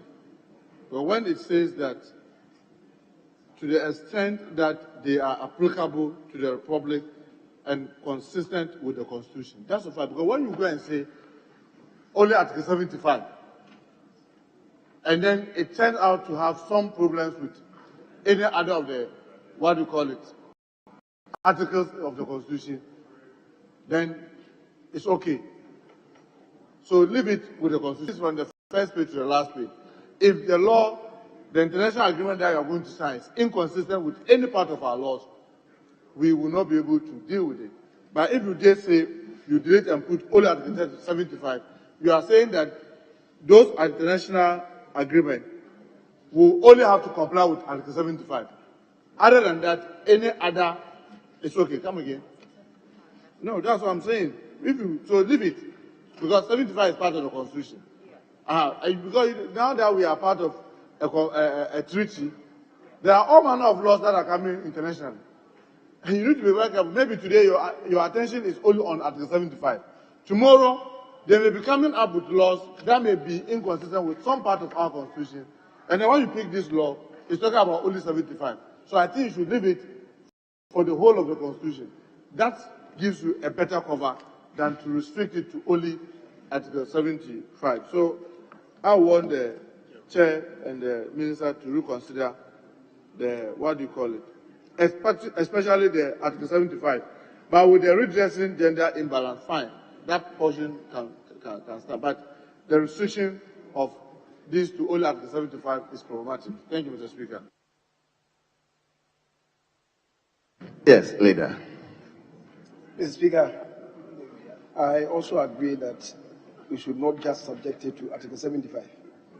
The reason is that the prime article regarding our dealings with international bodies and indeed organizations is Article 40. Article 40, which provides that in its dealings with other nations, the government shall promote and protect the interests of Ghana. That's a prime clause. So don't subject it to just Article 75. A member for Asmasi has said, Article 1(2) says, the Constitution shall be the supreme law of Ghana, and any other law found to be inconsistent with any provision of this Constitution shall, to the extent of the inconsistency, be void. So whatever law that we fashion in this House is subject to the Constitution, especially Article 1(2). So let's leave it as that. Don't predicate it on Article 75. Yes. Okay, thank you, Mr. Speaker. I think I agree with Honorable Muntaka and the former majority leader.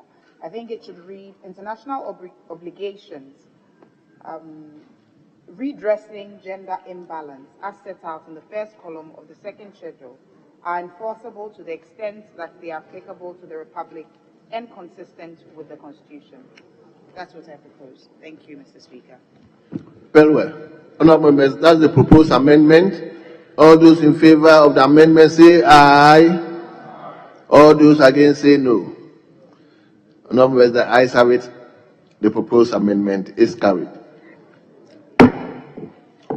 And that all those in favor that clause 4 as amended stands part of the bill say aye. All those against say no. Honorable members, the ayes have it. Clause 4 is directed to stand part of the bill. Now clause 5. Establishment of Gender Equality Committee. Yes, Chairperson. Clause 5, amendment proposed. Head note, delete equality and insert equity. The chairperson is inviting us to delete equality and insert equity. That's the head note. Speaker, I thought we agreed that consequentially we should do that. So I'm not sure why they are moving it one after the other. That if when you say gender equality, you replace it with gender equity. Because we don't see any circumstances under which gender equality will be used under this law. So, yeah, no, in fact, there cannot be a progressive journey towards gender equality. No. A man cannot be, as far as I'm concerned, a man is not a woman. A woman is not a man. Yes, so there cannot be, even with the best of evolution, I can't see when one day Dr. Afriye will become a woman.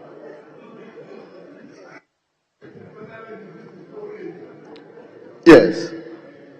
Mr. Speaker, respectfully, I think what the justification provided by the minority chief with is rather a very narrow definition of equality in this context. I thought that what is sought now is equity, but we work progressively towards equality. Equality in terms of positions and opportunities. It's not about biological equality. Nobody's talking about that. You are reading it like that. You are reading it like that.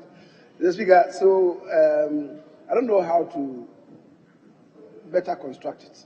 But it's about equity. The intention is to ultimately, or if you like, progressively, work towards attaining gender equality. How long it's going to take, I'm not too sure. But the intention is to work towards ultimately achieving gender equality. But for now, the bill is about equity. Speaker, I agree, but I ask the sponsors of the bill, is there any country on the planet Earth whose aim is to get to the destination the leader is talking about? And there's none. Not even the most advanced countries have the aim of having gender equality. Because it's utopia, it doesn't even exist. Yes, I agree that the opportunities for men and women should not be discriminatory. It should be the same opportunities, and the benefits should be the same. That is what I think we are aiming at. But if we leave it just like we are aiming for gender equality, what does that mean? What is the meaning of gender equality? Yes, I agree that it's not biological, but if it's not biological, then it's not equality, it's an equity. You see, Mr. Speaker, yes, it's about equity, because even if you say equal opportunity for everybody, Mr. Speaker, if you were to distribute the wealth of Ghana to everybody, surely somebody will be better off than somebody. Because where we are all not starting from the same place. Because as we are here today, somebody is better off. Dr. Afriye condition of living is better off than some people. So even if you were to redistribute wealth and give everybody the same amount of money, by the time you finish the distribution, he's better off than somebody. That is the point I'm making. But Dr. Free, I'm not picking up on you, but you are a good example. I'm not. May contribute to equality. Is a state of being equal, and it's in an organization we want to aim. It's not about we being at a personal level, but the opportunities that are created. It's a state where we say that between the genders you can aspire to. But as for equity, when we have an equity issue, it means that society, there has been some discrimination in the past, and you want to make restitution. That is when equity kicks in. So we should not confuse those two things. And then it is, like you are saying, equality is an aspirational thing. And society, and that's why I defer towards, so it's an aspirational. So yes, we have to aspire and get closer and closer to it. So that is it. Thank you. So, honorable members, the head note of clause 5, all those in favor of the amendment say aye. All those against say no. Members, the ayes have it. Clause 5, head note, amendment is carried. Yes, clause 5, sub clause 1. Mr. Speaker, initially we had a quiet agreement to do up to clause 4. Later, I was told it has been varied to clause 5. Which we are almost, Mr. Speaker, because the agreement is we taking a break. In fact, you have been the one sitting here all along. Take a 1 hour break and then come back. Then when we come back, we are not even coming back to this. We are coming back to other business. So if the sponsors can give us the opportunity to stop it here. Mr. Speaker, as the composition of the House is a bit precarious. So we want to balance so that we don't upset any part of the distance. So my colleague should agree with me, Okay. Yes. We are pleading that we do the 5. Let's. So we should finish the 5. The agreement now.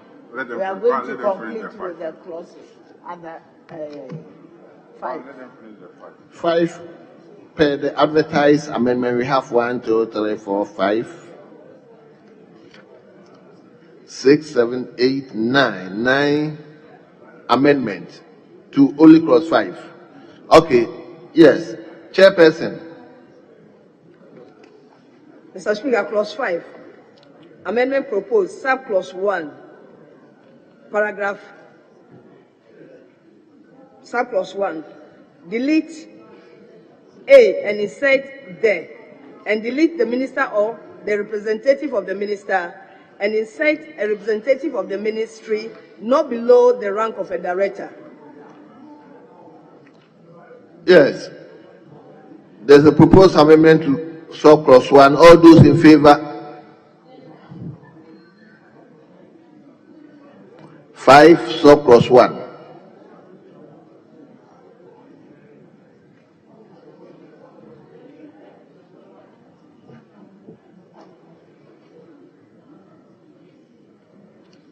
Can I put the question? All those in favor of the proposed amendment say aye. All those against say no. Honourable members, the ayes have it. The proposed amendment is carried. 5, subclause 1, paragraph B. Chairperson.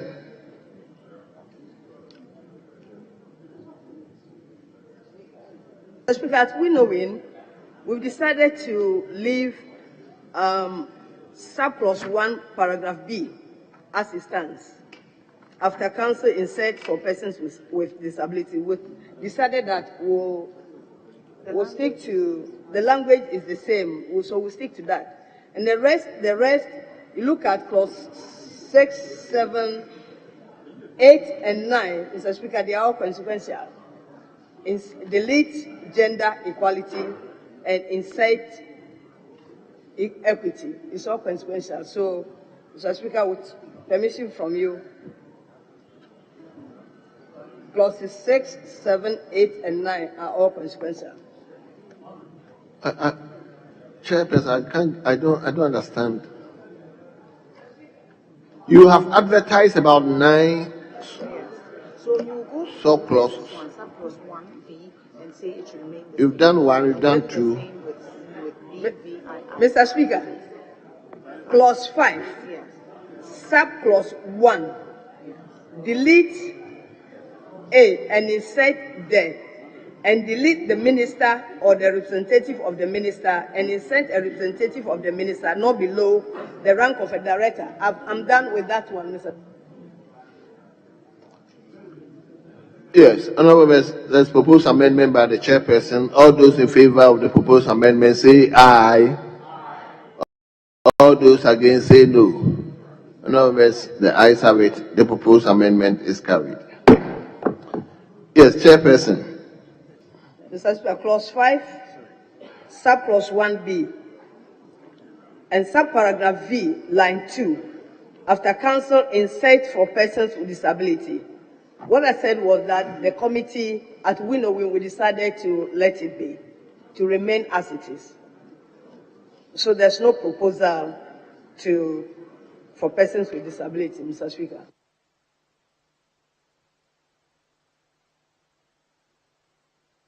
So are you...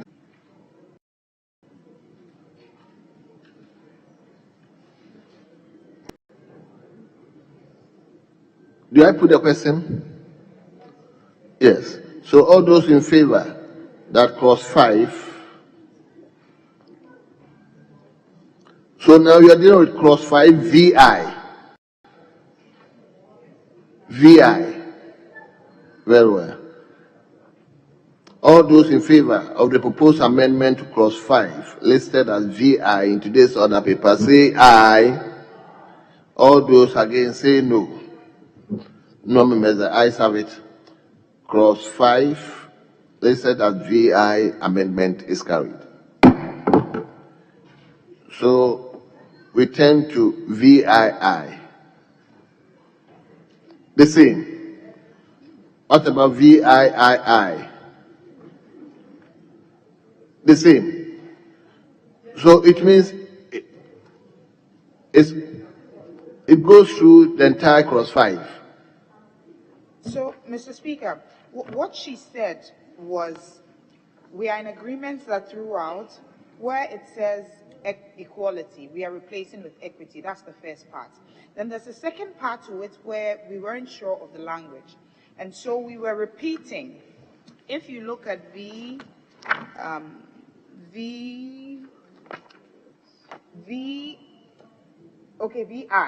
it says the Trade Union Congress nominated by the Secretary General of the Congress. We wouldn't need to repeat trade union again, and it also applies to V. The National Council for Persons with Disability nominated by the National Council. There's no need to repeat persons with disability again, so it runs through. We want it to remain as is. So we don't want the amendment here that says to insert trade union again. We do not want those amendments. So we are agreeing that wherever there's equality, we should put equity. But we don't want you to repeat trade union again. So those insertions we don't want. Mr. Speaker, please. So it means you have to move that amendment. Delete trade union. Is that not? Yes, to delete trade union. That's what the amendment wants. So we won't vote for that amendment, basically.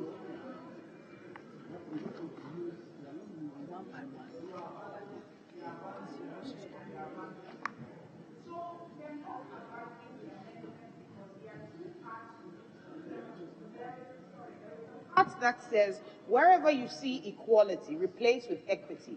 For each of them, we want that. We just don't want us to. This, I'm saying VII. VII. Yes. Yes, that's what I'm reading.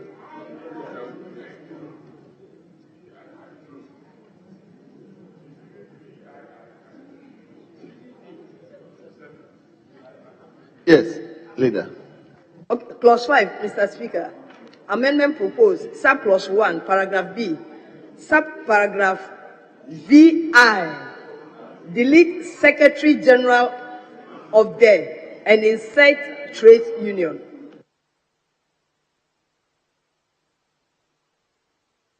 So the proposed amendment, all those in favor say aye. No, you don't want the amendment. Sorry. Please. We are standing it out. We don't want the amendment. We agree that the language remains. So that is why members were asking you to withdraw that. Yes, that is it. Yes, leader. Yes, so we want. Mr. Speaker, in this bill, Congress is not defined to mean trade union Congress. That is why you should repeat it, because Congress in this bill is not defined to mean trade union Congress. That is why we need to include it. Now, you don't want the nomination to be done by the Secretary General. So you are proposing that the nomination should be done by the TUC. The TUC itself, not the Secretary General. So it's the reason why we are proposing this amendment. So the amendment should hold.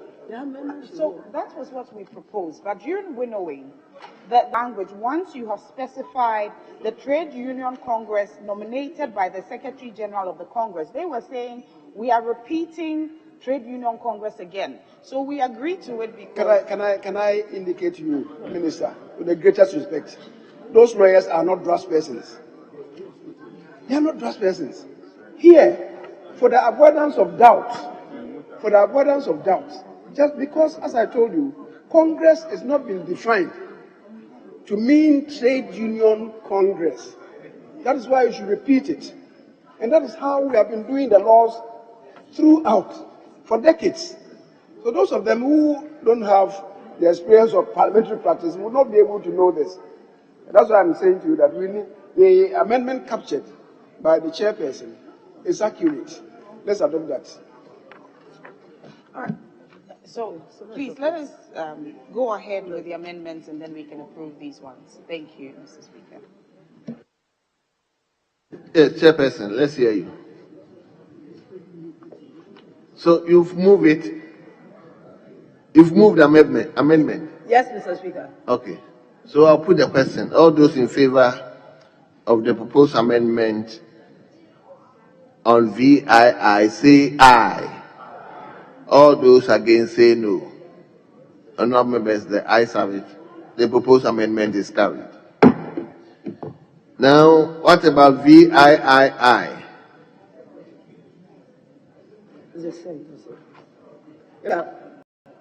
Proposed amendment, subclause 1, paragraph B, subparagraph VIII. Delete the minister and insert private sector organizations.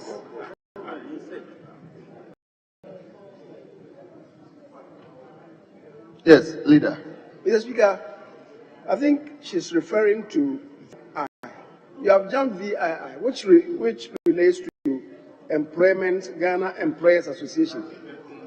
And the same principle should apply as you did for the TUC. So you apply the same principle, and that is why you are inserting Ghana employers. It's the same principle. So, Mr. Speaker, let's do that, and then we can go to VII. We can go to Roman number 8. So, Chairperson, did you? Mr. Speaker, I read out that clause 5 amendment proposed, subclause 1, paragraph B, subparagraph VII, line 2, before association, insert Ghana employers.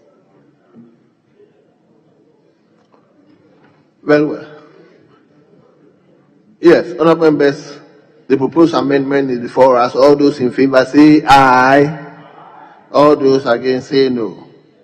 Honorable members, the ayes have it. The proposed amendment is carried. Yes. Clause 5, amendment proposed, surplus 1, paragraph B, subparagraph VIII. Delete the minister and insert private sector organizations. What's the rationale behind that?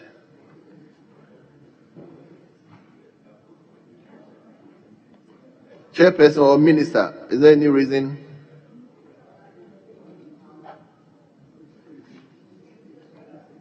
The lawyers proposed that at winnowing, it was said for purposes of consistency with existing legislation. For the purpose of consistency. Yes, leader.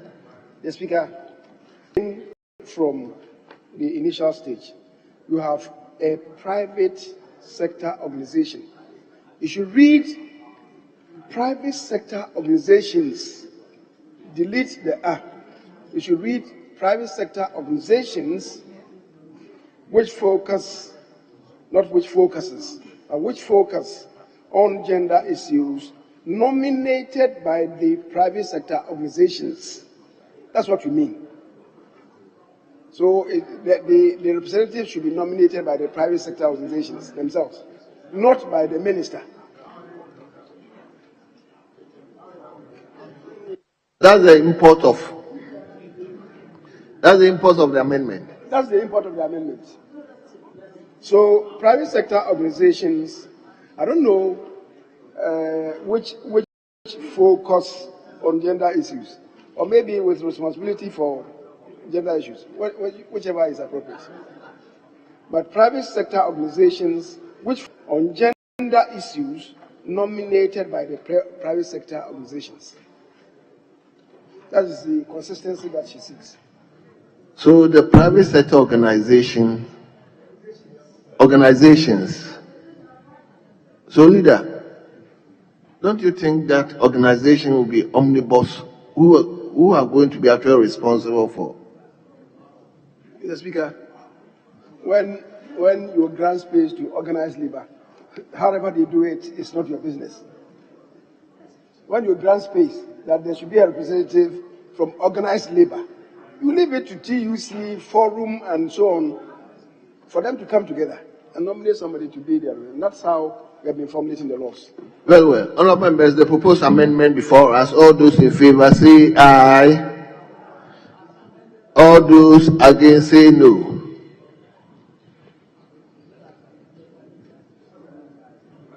Yes, the ayes have it. The proposed amendment is carried. Yes, Chairperson. X. Amendment proposed, surplus 1, paragraph B, subparagraph IX, line 1, insert A before civil society and delete nominated by a civil society network, and after issues insert nominated by civil society organizations.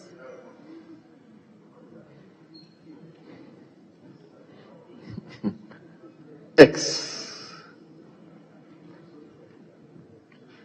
Mr. Speaker, flowing from the VII, the IX should read civil society organizations nominated by civil society organizations which focus on gender issues. They should replicate what we've done in VII. That's the intent.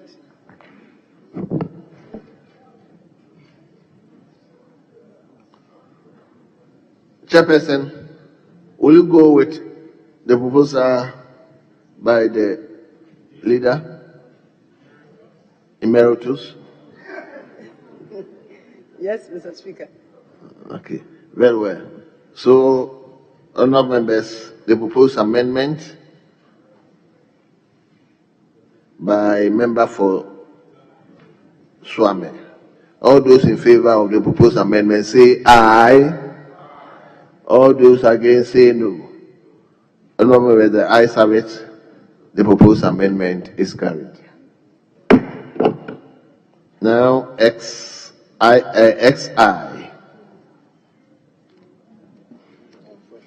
SI plus 5. Amendment proposed. Sub clause 2. Opening phrase line 2. After list, delete 10 and insert 5.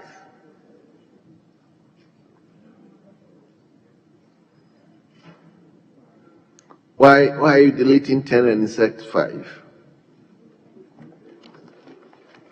Yeah, Mr. Speaker, the relation is a person is qualified for appointment as a member of the committee if that person has at least 10 years experience in matters relating to any of the following disciplines. So instead of 10 years, we thought 10 years was too much. That's why we had to reduce to 5. Very well. 5 years. Very well. Honorable members, yes, Honorable. Yes, Speaker, my worry is trying to limit it to only this field, because a person is qualified for appointment as a member of the committee if that person has at least, now in the case, 5 years experience in matters relating to any of the following disciplines. And so they state these restricted areas.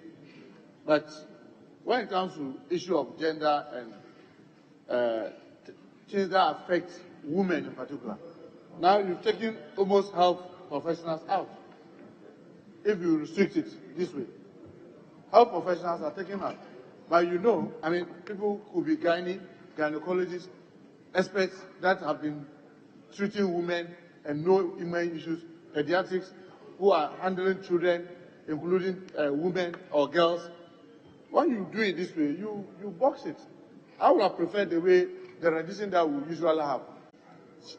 Experience in the house and everything points to that. Someone like me, when I first came to this house, served on the health committee, chaired the health committee. I've not been a doctor, but I believe that when we are talking about health issues in this country, I can speak to a very large extent. When you do this kind of listing, you box the areas, and I don't think that's the best. We should be able to open it by saying that areas such as not exclusive, or maybe including, to show that it's not exhaustive, but maybe the rendition, the drafter can look at that. Mr. Speaker, thank you. Certainly, we have wait for more than that. I think the construct there is good because it says it should relate to any of the following disciplines. Related to.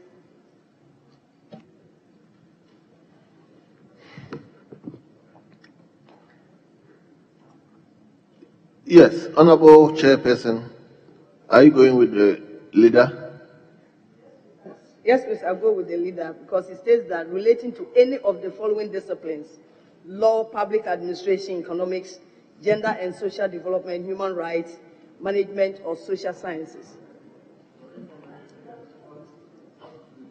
The bill is specific with regards to the disciplines. Mr. Speaker, my worry is if somebody is in the health-related issues, how can that person be qualified? No, it says social sciences. No. Social development, yes. So if it says gender and social development, does that talk about health professionals? No. It doesn't talk, social development doesn't talk about health professionals. It doesn't. It doesn't. I'm saying, or you should prove where you say that social development includes health. No. You're talking about classes. I'm talking about the people related to health or the sciences. Other than that, what you are saying would have also meant that you didn't need to add gene where you say the social sciences. Because by what you are saying, then gender and social development will have covered the social sciences.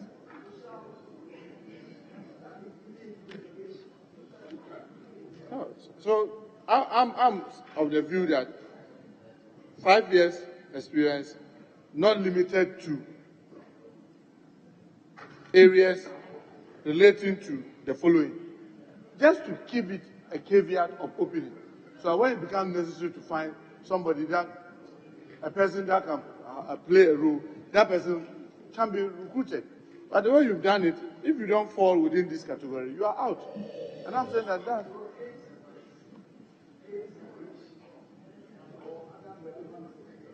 Yeah, okay. Mr. Speaker, the formal leader is helping, saying that we should create 8 and add or any other relevant 8 as any other relevant expertise. Very well. So now I think that's better coach. So all those in favor of that proposed amendment say aye. All those against. Mr. Speaker, the other relevant is all right, but to say expertise, because of the use of the word, the following disciplines. So let's look at the proper words to follow after the relevant. I don't know whether areas, any other relevant area or whatever. You can't repeat discipline. You want us to repeat discipline? Any other relevant discipline? That's okay. Yes, I don't know whether the minister can help us. Yes, so we can say relating to the following, then law, then H can be and any other relevance the way it's done for when it comes to H. So we don't say following, sorry? Disciplines, yes. So we create H that says any other relevant disciplines. And after the following, we leave it. We do the following, then the any other relevant disciplines, we bring disciplines to the H. Yes, so we don't repeat. So it would, so that'll be H. Yes, so Mr. Speaker, it will read, a person is qualified for appointment as a member of the committee if that person has at least 5 years experience in matters relating to any of the following: A, law; B, public administration; C, economics; D, gender and social development; E, human rights; F, management; G, social sciences; H, any other relevant disciplines, or any other relevant disciplines. Yes, I think that's what it should read. What's written? What's the issue?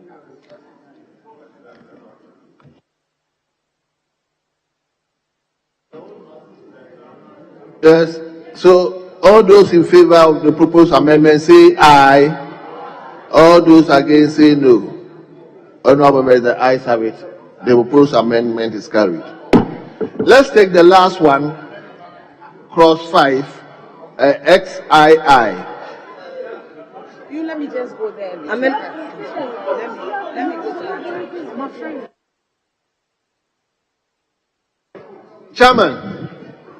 Chairman, move the last one and. Amendment proposed. Sub clause 2, opening phrase line 2, after list, delete.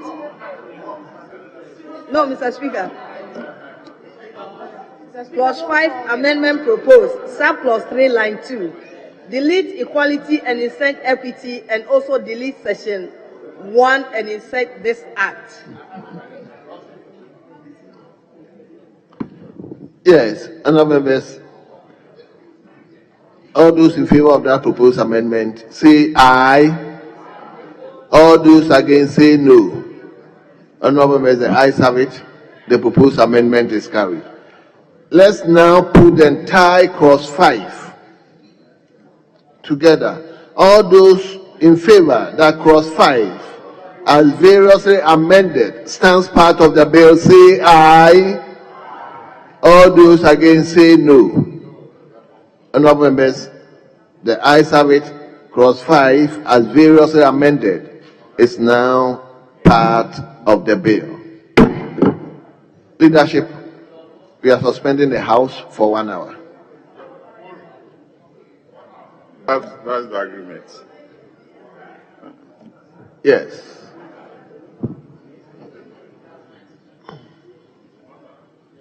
Mr. Speaker, we are suspending for 1 hour. And come back at. Okay. It's now 3:15. We are coming. Mr. Speaker, we have no problem, just that a lot of things are in suspension. Come again? A lot of things are in suspension, and government must take cognizance of that. Anyway, the House is accordingly suspended for 1 hour.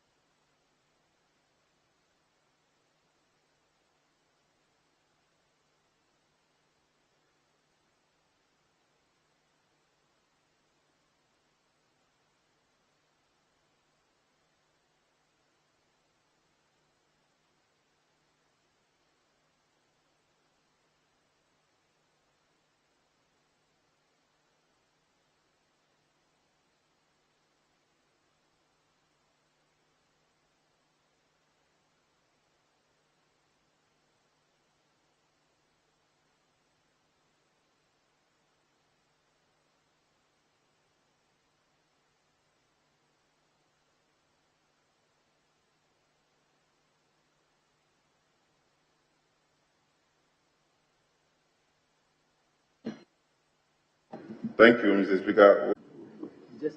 So let them show up. Yes, please. So.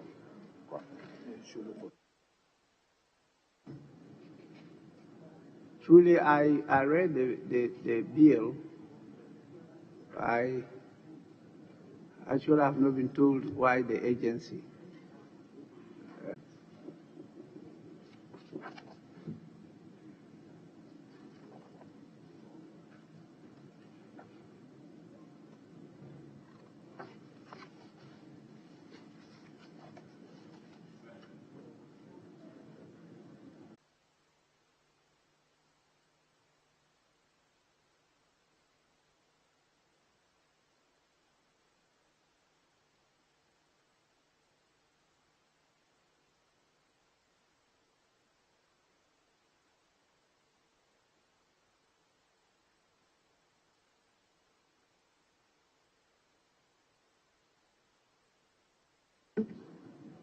Yes, is the minister in?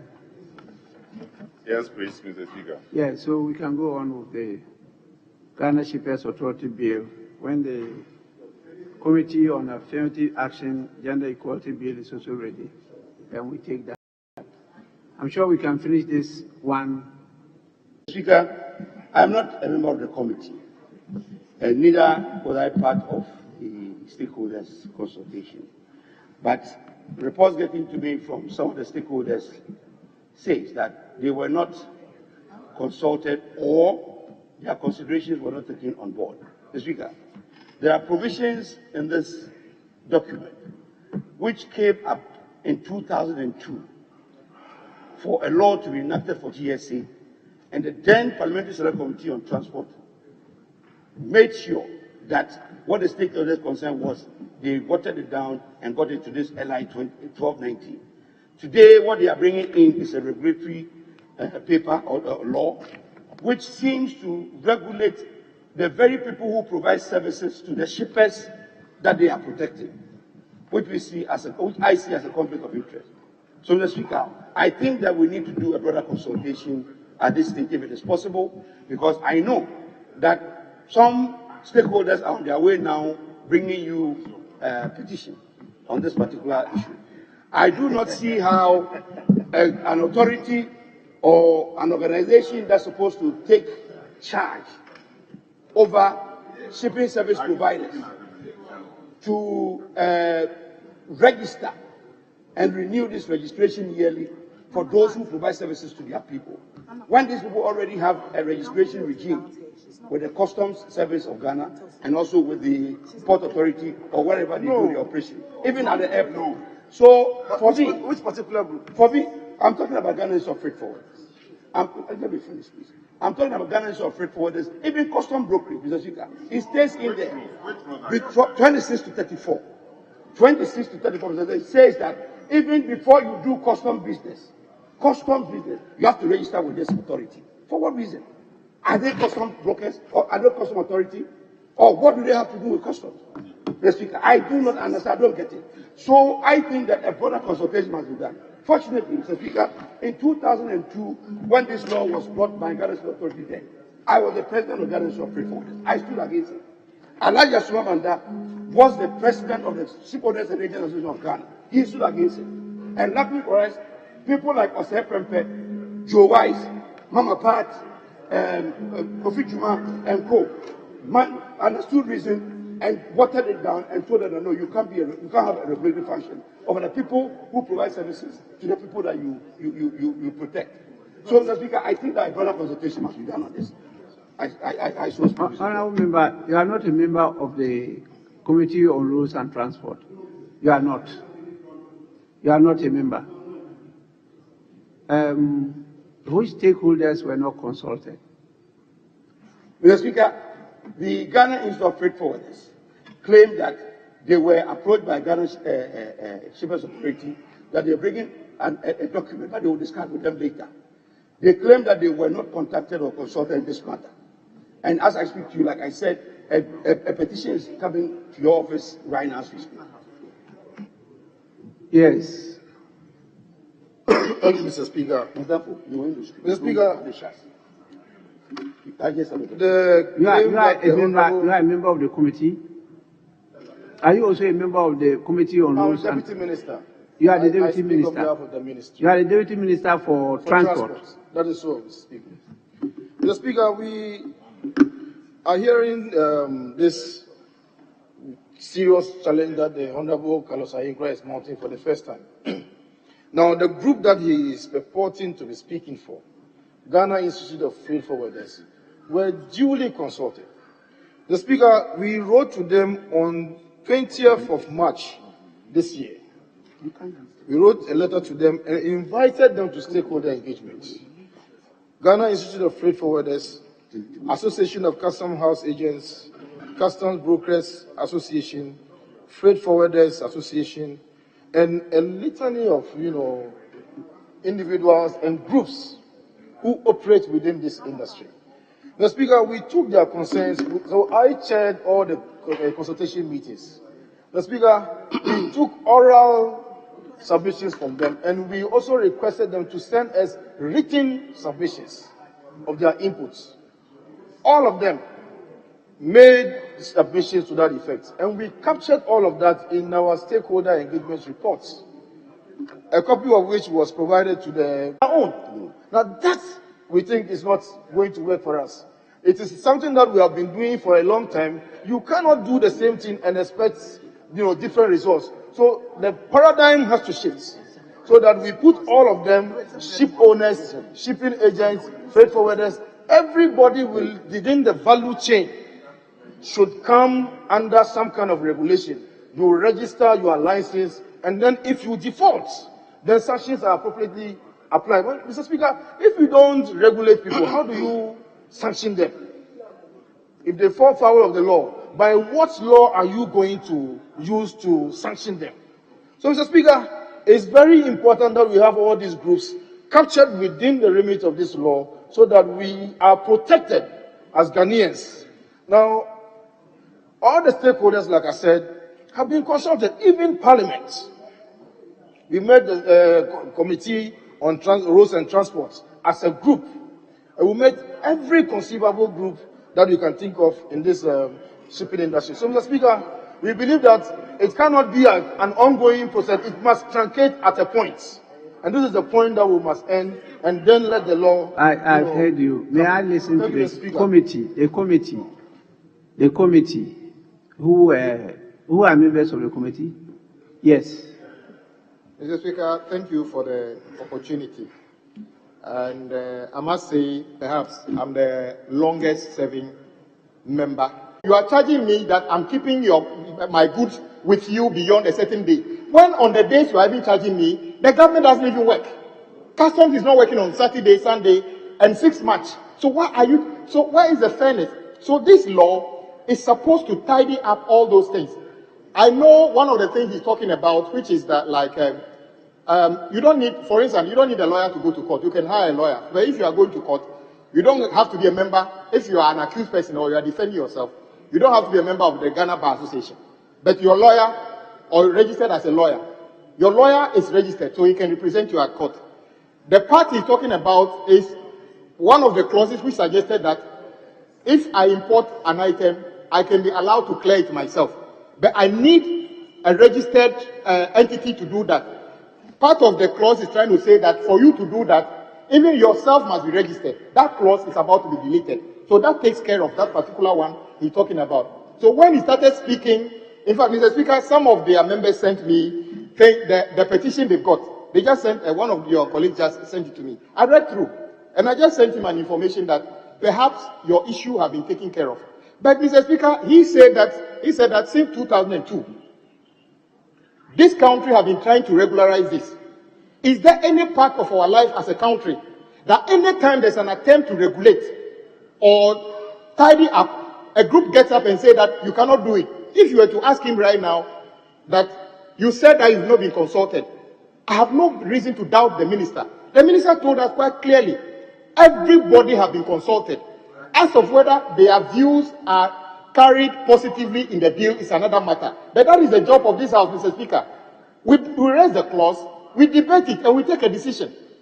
Mr. Speaker, when we were about to tidy up the civil aviation bill the last time, National Security sent a petition that the clause we tidied up, that it shouldn't be national security, but relevant state agency. They sent a petition to us that we should expressly say that national security controls civil aviation in our country.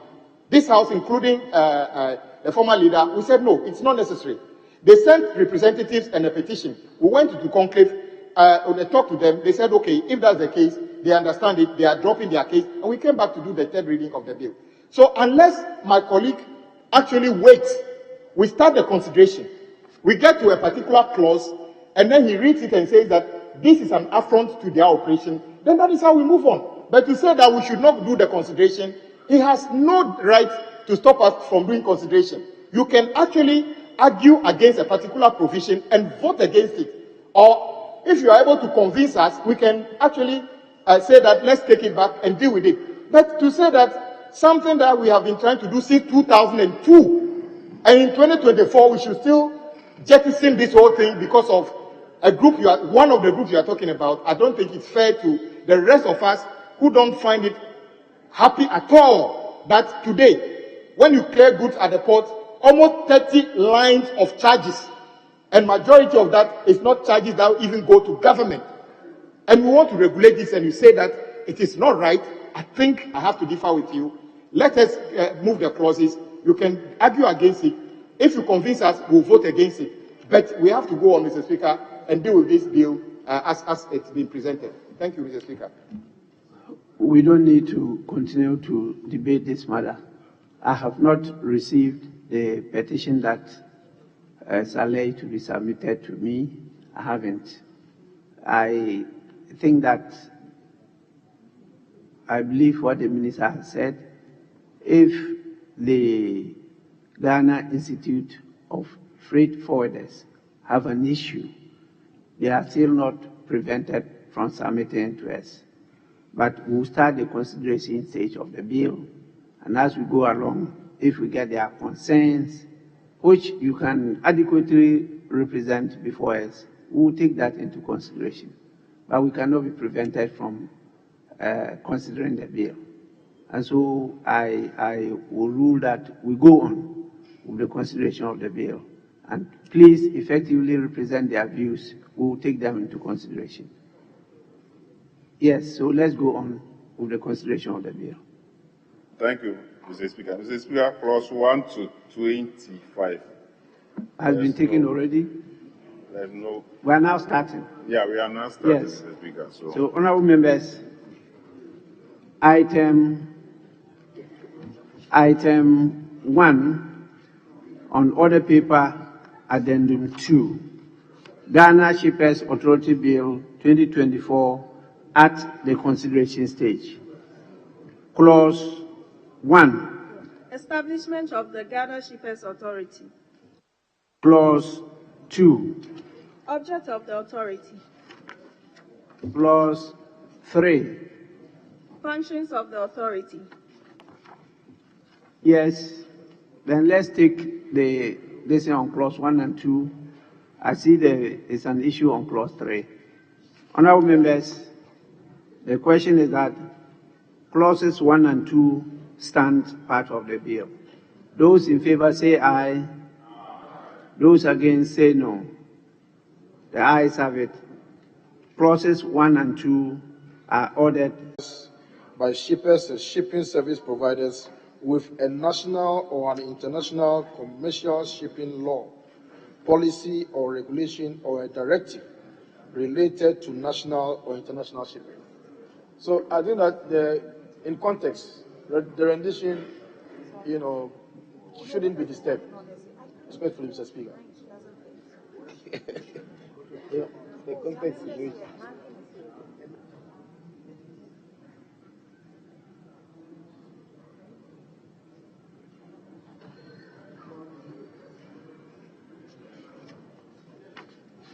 Yes. Mr. Speaker, if you leave it as it is, and you say that we should comply with a national commercial shipping law, a national commercial shipping law could relate to the national shipping law of Togo or La Côte d'Ivoire or Nigeria. We are talking about the Ghanaian commercial shipping law. We should say laws of Ghana. No, our shipping law.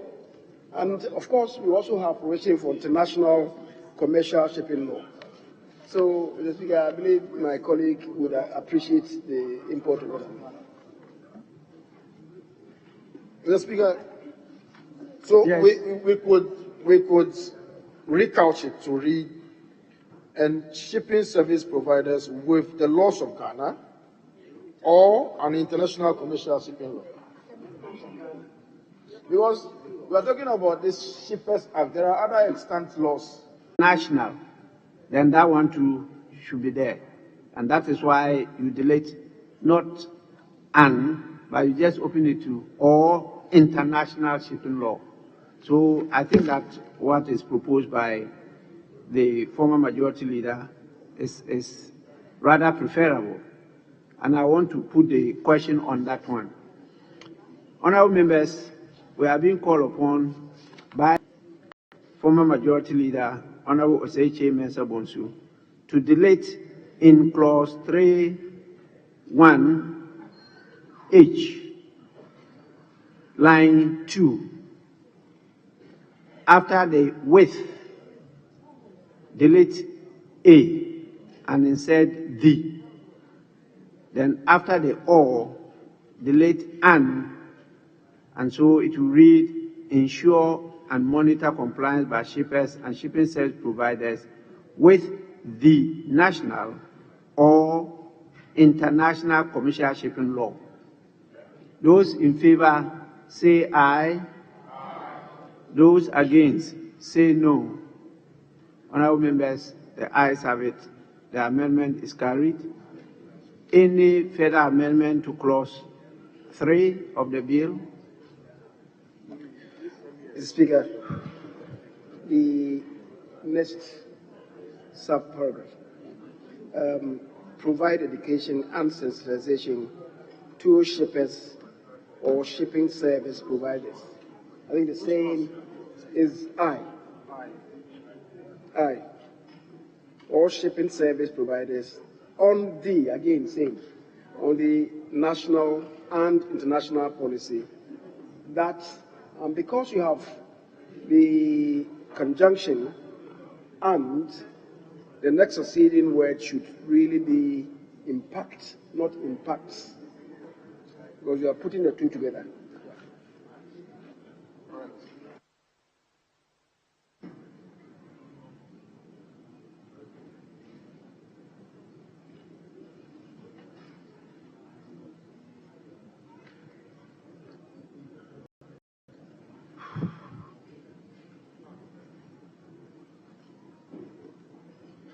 Yes, we are being called upon to, in clause 3(1)(i), line 2, delete after on the word a and insert the. And on the same line 2, instead of the word impacts, he wants us to delete the S for it to read impact, because there are now two. So it's plural, and so the proper construction should be impact, not impacts. Those in favor of this amendment say aye. Those against say no. Honorable members, the ayes have it. The amendment is carried. Any further amendment to clause 3? Yes. Mr. Speaker, with respect to L, is the appropriate formulation not intra-African trade or intra-Africa trade? I think it should be intra-African. Intra-African trade, not intra-Africa trade.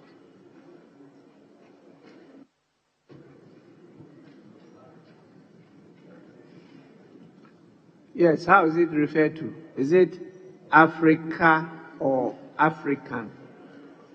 Mr. Speaker, I guess we can work with African trade. African. So, honorable members, again, clause 3(1)(l), line 1. Instead of intra-Africa trade, the amendment is to add "and" to the Africa, so it becomes intra-African trade. Those in favor of the proposed amendment say aye. Those against say no. Honorable members, the ayes have it. The amendment is carried. Any further proposed amendment? Mr. Speaker, for M, the words blue economy is an industry terminology. So they may need to define it. It's defined. I didn't see it. It's in the All right. Mr. Speaker, I understand the proposed an amendment. That's all right. In that regard, let me go to W.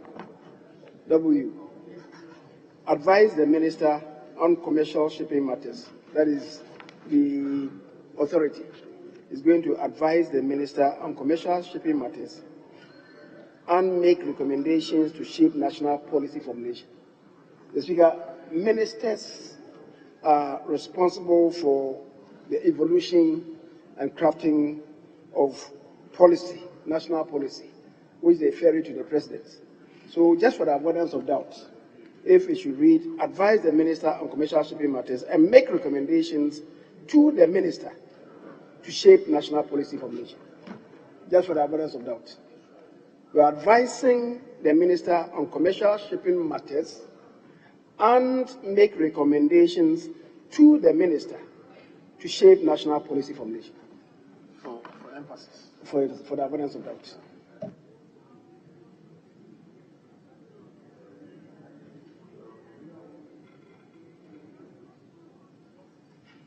So, Mr. Speaker, out of abundance of caution, I think this is also acceptable for emphasis. Thank you, Mr. Speaker. So the proposed amendment is after "and" we insert "to." So it becomes "to make recommendations." That is, in line 2, make recommendations. Then you insert after "to" the minister to shape national policy formulation. That is the proposed amendment. Those in support of the proposed amendment to W, say aye. Those against, say no. Honorable members, the ayes have it. The amendments are carried. Any further amendment to clause 3? There be, yes? Mr. Speaker, the next succeeding one, I have no fixation on that. Just to propose to the Minister, if we didn't consider, instead of just saying that they should request for information. Which one? The X. That they should request for information. The responsibility will be to collate, and to document information from. You may leave out the document, but to collect and collate information from stakeholders. I'm saying that I have no fixation on that, but I thought the proper rendition would be collating, collect and collating information from stakeholders in the commercial shipping industry. But let me leave that one to the Minister. If he finds favor with him, if he doesn't, he's the Supremo. Mr. Speaker, so this has come up, it came up during the engagement with the Attorney General's Department. We were told, for instance, that it accords with their latest style of legislative drafting. So I'm not too sure whether it sins against. So, Mr. Speaker, like I said, from the AG's advice, we want to err on that side, so we can play with this one. I think the request is okay in context. Thank you, Mr. Speaker. So the authority shall request for information, not collect information. That is what the AG department recommends, to request for information. Yes. Speaker, this whole thing is coming from the AG department anyway. Yes. We are disagreeing with some of them. But as I said, if the Minister insists, I have no fixation. We can leave it. Yes. Mr. Speaker. So the Minister insists. Now let's listen to. Mr. Speaker, on the same clause and as against what I've been discussing, if you look at 3V, to regulate the commercial shipping activities of custom house agents, freight forwarders, and freight consolidators. Mr. Speaker, 3V. Mr. Speaker, no, you have jumped to X. Okay.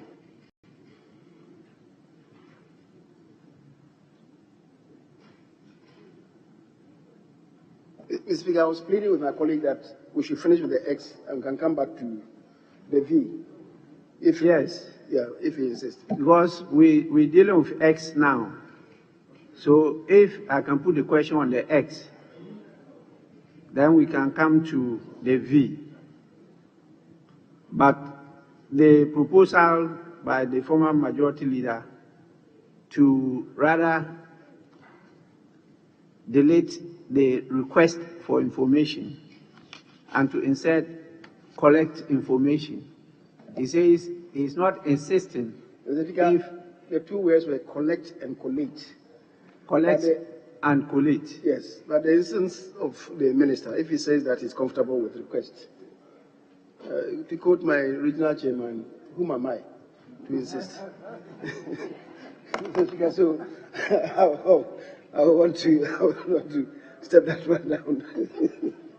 So, Minister, you want to go by the rendition of the Attorney General's Department, which has request for information. Mr. Speaker, so like I said, in our view, the two essentially are the same. It's just a matter of style. So request is in the form of collating. So there's some kind of authority even in requesting. So you are not collecting and collating. You are requesting, and they are bound to submit to you. So we are inclined to move with the request, because in the nature of things, we think that this one better sits with the rule that is correct. Thank you, Mr. Speaker. Mr. Speaker, where necessary, we would yield to the opinion of the leader. No. Now you are this, and so you are not yielding to it, and so we'll go by the advice of the AG as reported by you to us. That is the advice of the AG, to say that the authority shall request for information. And if it is the advice of the AG, the former majority leader prefer to go by it, and we will also yield to that. So we go by the current tradition in X. Now we listen to the proposed amendment by the honorable member to V, 3(1)V. Yes, let's hear you. Mr. Speaker, this is what I was referring to, but part of what I've been referring to, that the law cannot regulate the person that is supposed to provide services to the people that they represent. Mr. Speaker, if you go to the functions, one of the bigger things that you see is the representation of the Ghana Shippers Authority for the shippers of Ghana. Now, if you are going to regulate the people who provide services to the shippers, then I see some conflict of interest situation here, Mr. Speaker. Mr. Speaker, if you listen to the minister and my colleague from the other side speak, in their rendition, what played out mostly was the fact that the shipping lines and the shipping agents were the problem. I didn't hear any of them talk about custom house agents, freight forwarders, and consolidators. Mr. Speaker, I myself have been fighting this since the early 90s to get regulation agents who won't have any law governing them, so they are running away with charges. But now it looks as if the law is now cascading, or our request is now cascading, the request is now cascading to come and affect the freight forwarders and the custom house agents. Mr. Speaker, licensing of custom house agents is enshrined in law with Ghana Customs LI 1178, which has been metamorphosed into Act 936, which is enshrined there. It's customs that have to educate you, license you, and use that license to give you a custom house agent license. I don't see how anybody can just call themselves custom house agent and this law or Ghana Shippers Authority will say, okay, fine. Just because you have that name or you have a registration certificate, come and let me license you. You don't have the authority to operate through customs because they are the ones that work with custom house agents and they have licensed you. The Speaker, similarly, if you go to the ports, airport, Tema Port, before you can operate there as a custom house agent, you need to have been licensed by the Ghana Ports and Harbours Authority with certain requirements that are required from you and some knowledge that you have in the business of port operation. So if you are going to have a third authority also seeking to license us, otherwise we cannot do well. Or they cannot do well, let me see. Mr. Speaker, it becomes too much on the normal. I can see from what is happening here that it is the fees that is involved here, which is, interesting to these people. But otherwise, we support that a law will come and cover the shipping agents who are running away with a lot of money, as my minister indicated. The Speaker, the custom house agent who is providing a service to the shipper cannot be told what to do by the shipper's representative. I don't see how a lawyer who has registered with the Ghana Bar Association will now turn around and have to be answerable to a group of an association of, let's say, let's call, for the purpose of this argument, criminals. That before you do any work for any criminal or anybody in the law court, you have to register with us too, and you don't work for any of our people. It doesn't work like that, Mr. Speaker. So I am saying that yes, this law probably is long. If you even look at the law that established the NICD 254, which is the Ghana Shippers Authority Act 1974, Mr. Speaker, it is a law that is asking the authority to represent shippers in negotiation with shipping lines so that they'll be able to give them that know-how on freight and freight matters and negotiate free trades for them. But now we want to add more meat to it, yes. But you don't go to the people who are providing service to the shippers for them to be regulated by them. Mr. Speaker, I think that portion must be removed. Thank you, Mr. Speaker. Yes, Mr. Speaker. Minister. Mr. Speaker, on 26th of March this year, I chaired a meeting where stakeholders from the same industry that the distinguished member for Tama West is alluding to. Mr. Speaker, with your permission, I will just mention just a few of the people who attended that meeting and the input that they made. Stephen Ajokache is the president of the Ghana Institute of Freight Forwarders. He attended that meeting. Oforia Tafridua represented the Custom Union Brokers Association. What did he say? Alex Esiama, I'll come to that. Alex Esiama, Ghana Institute of Freight Forwarders, the group that the honorable member is speaking for. Emmanuel Mate, Laxin Lega, and Philip Bedu all represented the Custom House Agents Association, including the members from the Ministry of Transport. Mr. Speaker, they made proposals. And if you permit me, Mr. Speaker, I will just read what proposal they made. The members requested in the report that Section 5, subsection 2, should be strengthened with stringent punitive measures. 2, in respect of cargo manifest submission, members were of the view that the GSA bill should be in tandem with the Ghana Customs Law, which stipulates that the submission of manifest should be done 24 hours after sailing from origin. In response to this, GSA indicated that the current structure of submission of cargo manifest, which is 3 days prior to arrival of the vessel, was workable for the intended purpose. Members also sought clarity on the levies as mentioned in the draft bill. GSA informed the meeting that it was not seeking to introduce a new charge, but rather renaming its existing service charge to levy. Members requested again that the authorities should share the presentation with them to enable them. So, Mr. Speaker, we had an extensive engagement with them. And the reports are there. So we find it very strange that this challenge is being mounted at the 11th hour. And it's as if the bills should be killed. No. If I get that impression. Freight forwarders have to be regulated. Mr. Speaker, you have qualification criteria and you have eligibility criteria when you are going to operate in a certain industry. So you go for customs, you qualify.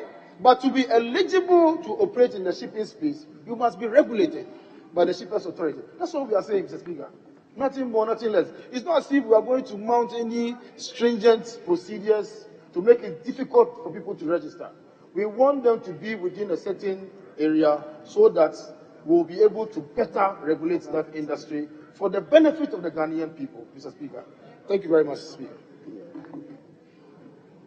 Yes, you want to raise a different issue or support what the minister has said or support the amendment being proposed? Mr. Speaker, I'm supporting the minister. The minister. Okay. I'm a member of the Transport Committee. Okay. Yes, and the freight forward. You go on. Yes. Mr. Speaker, I want to support the minister on this aspect. The question I want to ask is, you want us to regulate the shipping lines, the representatives of the carriers. We freight forwarders are okay and happy to get them regulated. But we freight forwarders don't want to be regulated. Yeah, no, I said it's just a committee member. I just said that for emphasis. Yes. No, but I'm speaking as a member of the committee. Okay. Yeah. So if we don't regulate the freight forwarders, it will look as if it is customs that is regulating them alone. But that one is not the case.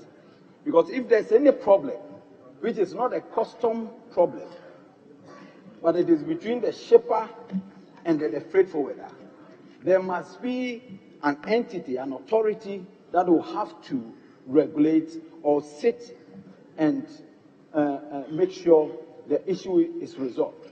So the Shippers Authority should have that authority and the right to regulate them and make sure that if there's a conflict between the shipper and then the freight forwarder, there's an avenue for them to go for redress. This is what I want to add to what the minister is saying. Thank you. Okay.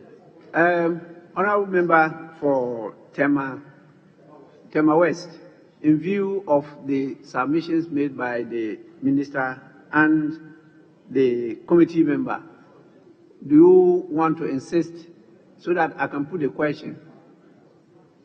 Mr. Speaker, I think I will yield. I started alone in this matter. You will yield. Okay, so there's no need to put a question now. He's withdrawn his proposed amendment. Now put the question on the whole of clause 3 with the amendment that have already been accepted, unless there's a further amendment. 3, clause 3. Mr. Speaker, just a minor issue, which I think also concerns the bill on the affirmative action. Affirmative action.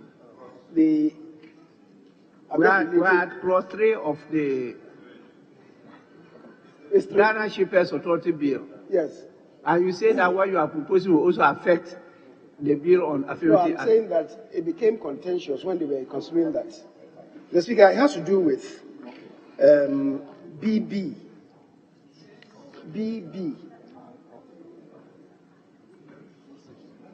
That is 31BB.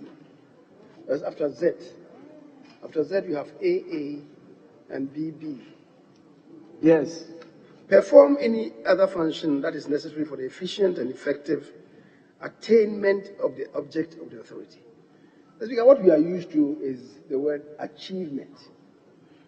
And it looks like these two bills are introducing new terminologies for the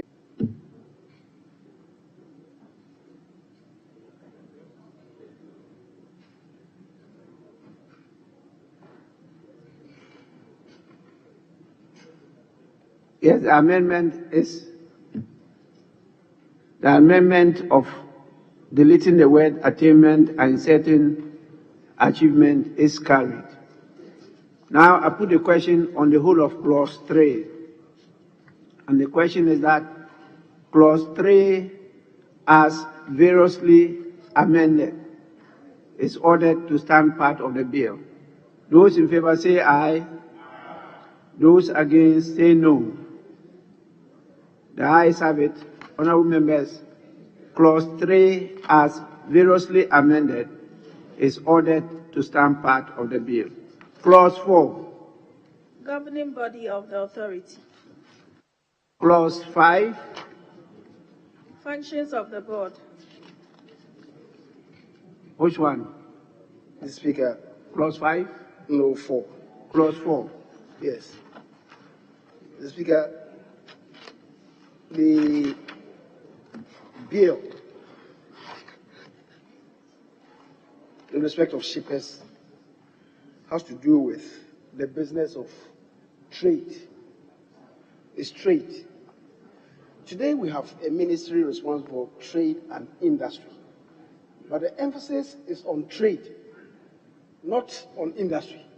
So the ministry, B should read C41C, Roman number 2. The emphasis should be on the ministry responsible for trade, not trade and industry.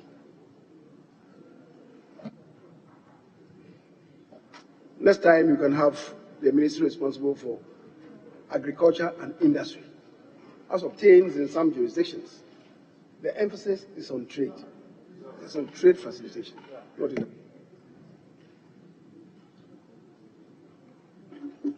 Mr. Speaker, I think we are just guided by the current name of the ministry, not too much about the title. So if it has to be only trade, then we should do so. So, Mr. Speaker, we concede that we can take off industry and leave trade. There will be some consequential amendments. If you agree with the proposed amendment by the former majority leader, it means that after we're done with 41C Roman 2, then I'll give directive for the consequential amendments to be taken through the whole of the bill by the draft person. Is that acceptable? Yes, Mr. Speaker. Okay. So, honorable members, the proposed amendment is to clause 41C Roman 2.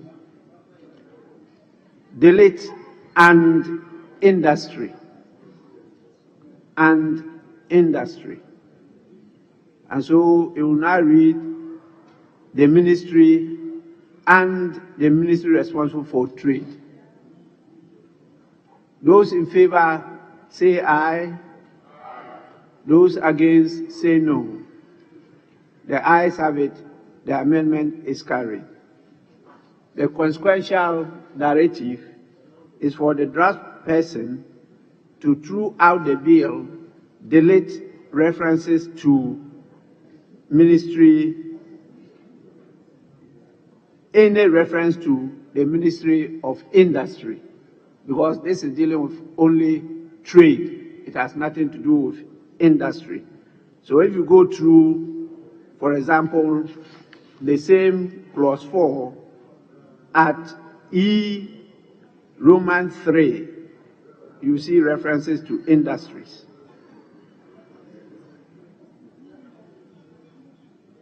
Association of Ghana Industries.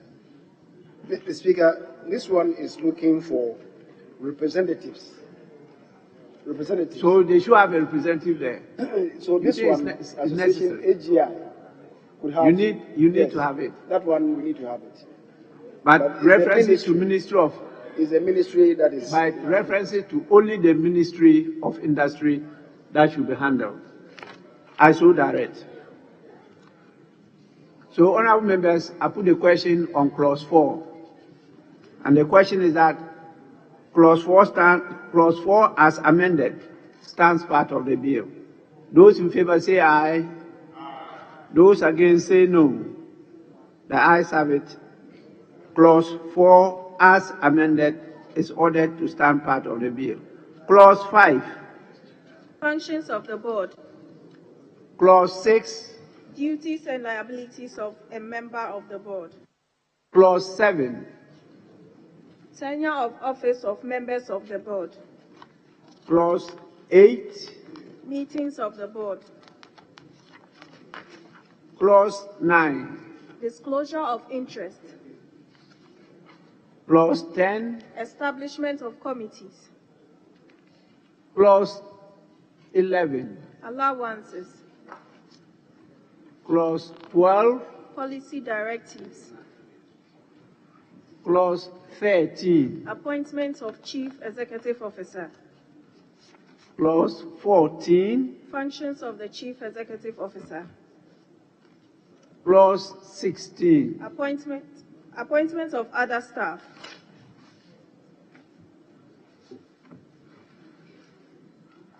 Clause 16. Secretary to the board.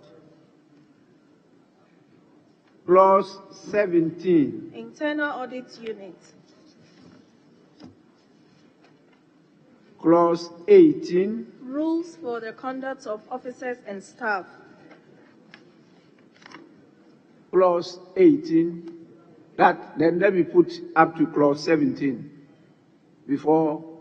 It's not 18, okay? Mr. Speaker, up to 18. Up to 18. Yes. We have developed a template beginning the functions of the board, right? There's a template that guides us. So I will plead that the committee liaises with the draft persons so that we are consistent. Sometimes we see some minor differences, and then the parliament stands embarrassed. So let them be consistent with how the template has been developed. And once we get it, I think we'll be okay with it. So I think that I'm just flipping through. I've not read those portions. But because you have a template, just oppose it with it. And then you'll see how it works. From the functions, duties, and liabilities of members of the board, the tenure of office of members of the board, meetings of the board, disclosure of interest, and so on. Mr. Speaker, we have a very rigid template. Let them apply it, and it will save us any embarrassment. Honorable members, I'll put the question on clauses 5 to 18 and then give the directive. After all, after the consideration stage, before we go to the third reading, we'll have the new rendition of the bill for our consideration before we do the third reading. So if it's not done or complied, if my directive is not complied with, we have the opportunity to do the necessary correction at a second consideration stage before the third reading. So I put the question, and the question is that clauses 5 to 18 stand part of the bill. Those in favor say aye. Those against say no. The ayes have it. Clauses 1 to 18 are ordered to stand part of the bill. Consequential directive. The draft person to go through clauses 5 to 18 and ensure that they comply with the template that has been approved by the House in earlier bills. I so direct. We now go to clause 19.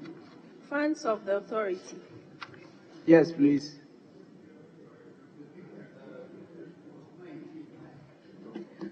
I have a slight suggestion to make there, if you would allow me. This is 19B. Says that 2%, that's funds of the authority. The funds of the authority include 2% of gross street value of a shipment to or from the country by a carrier that operates in the country. Mr. Speaker, over time, this particular source of funding has been there since 1974. And over time, what has happened is, with the shipping, international shipping practice, any time you take money on the shipping line, they put it as a surcharge on the user of the shipping services. So here in Ghana, and I know it's probably Ghana and only, when freight rates are calculated, they include freight tax on the rate. Why? Because the Shippers Authority is charging $2 per freight ton for every shipment that they bring in. I have suggested before, and I've mentioned it here, that they should collect this money on the water, on the land side, this side and the water side. Land side meaning that they can take it when the people are paying their handling charges with the Ghana Ports and Harbour Authority. If they want to charge it to the shippers directly, it affects our freight rates to this part of the world, and it is always going to be a problem. So my suggestion is the $2 per freight ton, 2% of gross freight value of the shipment must be collected on the on the handling charges side instead of the water side or the freight side. I don't know whether you get me. How will it be captured? Will you say 2% of the gross freight value of a shipment from the country by a carrier that operates in the country? Yes, Mr. Speaker, you see, the reason why I say this is, it's like a little boy slapping you and you. No, I understand you, but yes. I'm just trying to see how it will be captured. Yes, so the rendition should be 2% of gross freight value of shipment payable at the port side.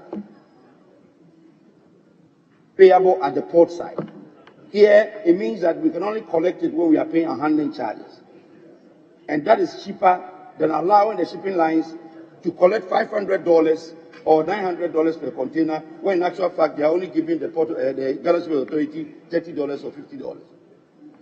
You can today with today's what do you call AI, anybody can cross-check, and you see the kind of surcharges that they put. Even peak season surcharge they give. As we speak, Liberia, which finished their war some 30 years ago, when they are calculating free trade, they put war rate surcharge there. So the moment you give them any reason, it affects the shippers of Ghana. So I am thinking that if it is possible, now that we have the opportunity to have a relook of this law, let us find a way to collect the fee on the land side instead of the water side. Is the language I want. So I want to hear from the ministry. Okay, let me hear from the committee before I come to the ministry. Mr. Speaker, my colleague is probably making a very important point that matters to the industry. But this particular rendition is not even telling us where or how it should be collected. It just adds this to the monies belonging to the authority.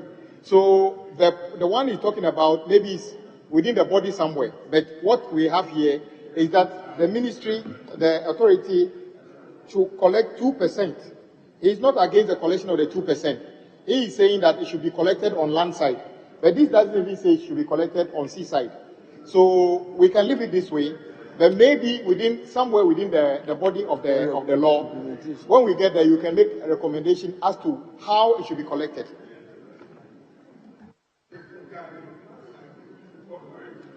Yes, so we move on. He's withdrawn his proposed amendment. So we move on to the next clause. Clause 20. Borrowing powers. Clause 21. Bank accounts. Clause 22. Expenses of the authority. Clause 23. Accounts and audit. Clause 24. Annual report and other reports. Honorable members, there being no proposed amendment to any of these clauses, I put the question. And the question is that, Honorable Odo. Right, Honorable Speaker. I just want to find out from the minister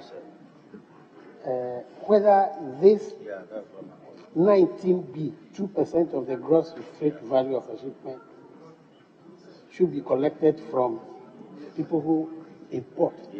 Is it already in existence, or is a new tax? Because already we have heard several complaints of taxes that are paid at the port, bringing in or sending things outside. Thank you, Mr. Speaker. Mr. Speaker, this is an existing charge, the same percentage, and it's split between Shippers Authority and the Ghana Maritime Authority. So it's the same. It's nothing new. It's in the Fees and Charges Act. No. Thank you, Mr. Speaker. No.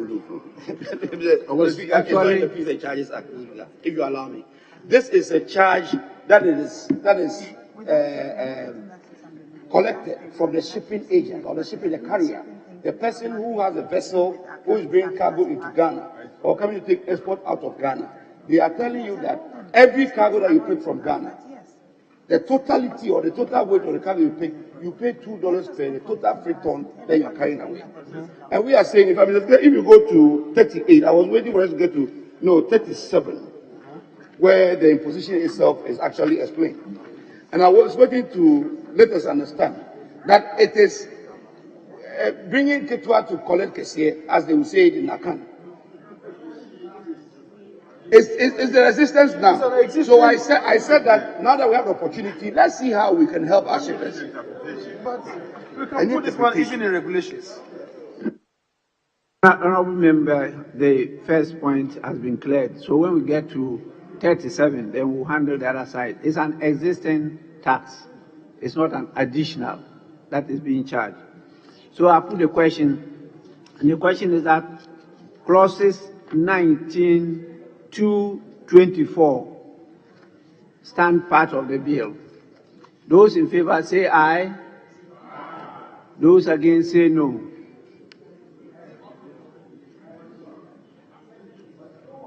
You are arresting my listen. Yes, please. Mr. Speaker, 23(2). The board shall submit the accounts of the authority to the Auditor General for audit at the end of the financial year. Right Honourable Speaker, you know, this thing has been written in many of our laws, but as at this time, nobody prepares accounts for the Auditor General to audit. They prepare financial statements for the Auditor General to audit. And that financial statement includes the statement of position, financial position, the profit or loss. I'm referring to Clause 23, subclause 2. I want us to replace accounts with financial statements. Financial statements. Because that is what the institute or the accounting profession uses now. They don't use. But the constitution was drafted pretty long ago, and my argument is that we should replace. We cannot amend the constitution until we specifically come with a law. Wait, we have done it to some other laws. Well, honourable members, this law is not meant to amend the constitution. So we have to go by the provision of the constitution. If there's a need for it to amend this aspect, then we should amend it straight from the constitution. We can't do that now. So let's abide by the constitution until so amended, specifically by a law. Yes. Mr. Speaker, the honourable member has every now and then raised this matter. He wants to be very current. Unfortunately, he cannot birth it in the constitution. Mr. Speaker, I think today, from hence, you must stop him whenever we are considering any bill from bringing this matter up. Because on countless occasions, he brings it, and it's not for a good cause. It is. Except that the Constitution does not allow him to do this. We have been citing the same reason, Mr. Speaker, but he's not taking a cue. Mr. Speaker, make a final determination and a final ruling that will stop him until the Constitution is amended. I will have to go and consider your submission, whether I will not be taking away his immunity to free speech on the floor of the House. I will consider that and then come back later. So let me put the question again. And the question is that clauses 19 to 24 stand part of the bill. Those in favor say aye. Those against say no. The ayes have it. Clauses 19 to 24 are ordered to stand part of the bill. Clause 25, we have a proposed amendment to clause 25. Exemption from taxes and rates. Yes, Chairman of the committee. Thank you, Mr. Speaker. Mr. Speaker, I rely on amendment advertised proposed on Addendum 2. I so move.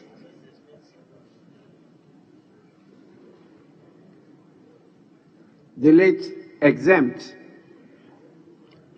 at line 2 of clause 25 and insert may be exempted. That's the proposed amendment.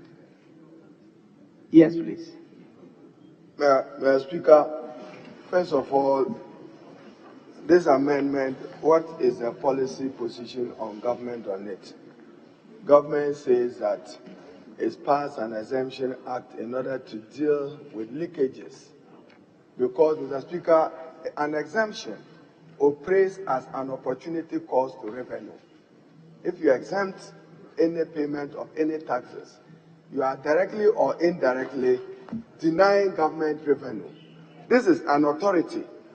Then you say subject to Article 174 of this Constitution. First of all, Mr. Speaker, even the first line, if you want to say exempt them. You don't need to say subject to Article 174, Mr. Speaker.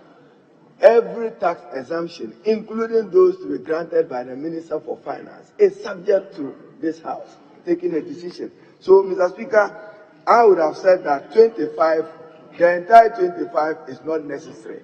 But even if it will be there, then it should be just be that the authority may be exempt from the payment of taxes and duties.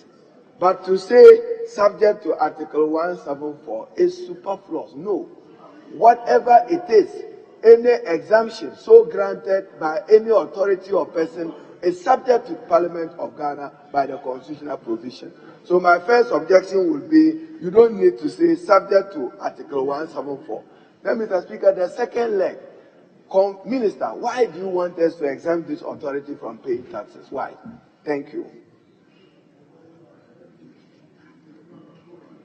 Mr. Speaker. Yes, please. Mr. Speaker, I agree these clauses are standard clauses. But in recent time, we've realized that agencies or entities have been inserting this particular clause in the bills that come to the House. And we have consistently deleted all of them, based on what Honorable Haruna said. Because it is only Parliament that can grant you. I had the cause to ask some of them. Is it the case that when you buy fuel into the vehicles you use, the tax element of that fuel you are buying, you are saying that you are not entitled to? When your staff go and lodge at hotels doing official work, you will not pay tax on that. Mr. Speaker, this clause is not necessary. When you carry out an activity that is tax exempt, Parliament will grant you that. But we cannot grant blanket tax exemption to any entity under any condition. They must necessarily come here. But, Mr. Speaker, the Attorney General Department consistently keep leaving this clause in the bill that come here. And I can remember, including last week, we deleted it in the Ghana Civil Aviation Bill that came here, and said that when you need tax exemption, come to Parliament and make the request, and Parliament will so consider it and grant you or reject it. So, Mr. Speaker, I would encourage the chairman to actually move for the deletion of this clause instead of amending it. Yes, Minister, Majority Leader. Mr. Speaker. Not on the policy.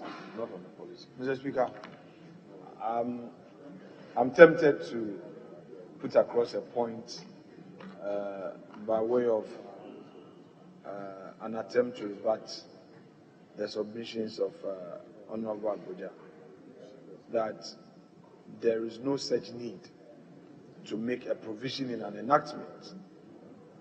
Safe to say that anytime they need it, they should come.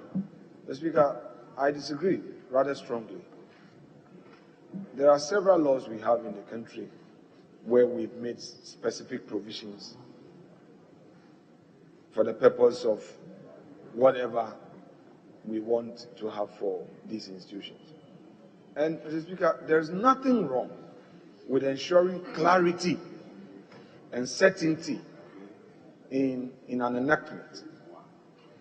It helps deal with unnecessary ambiguity that on the face of it, the interpretation could be found rather than always going to the courts for interpretation. So, Mr. Speaker, let's listen to the minister to give his justification.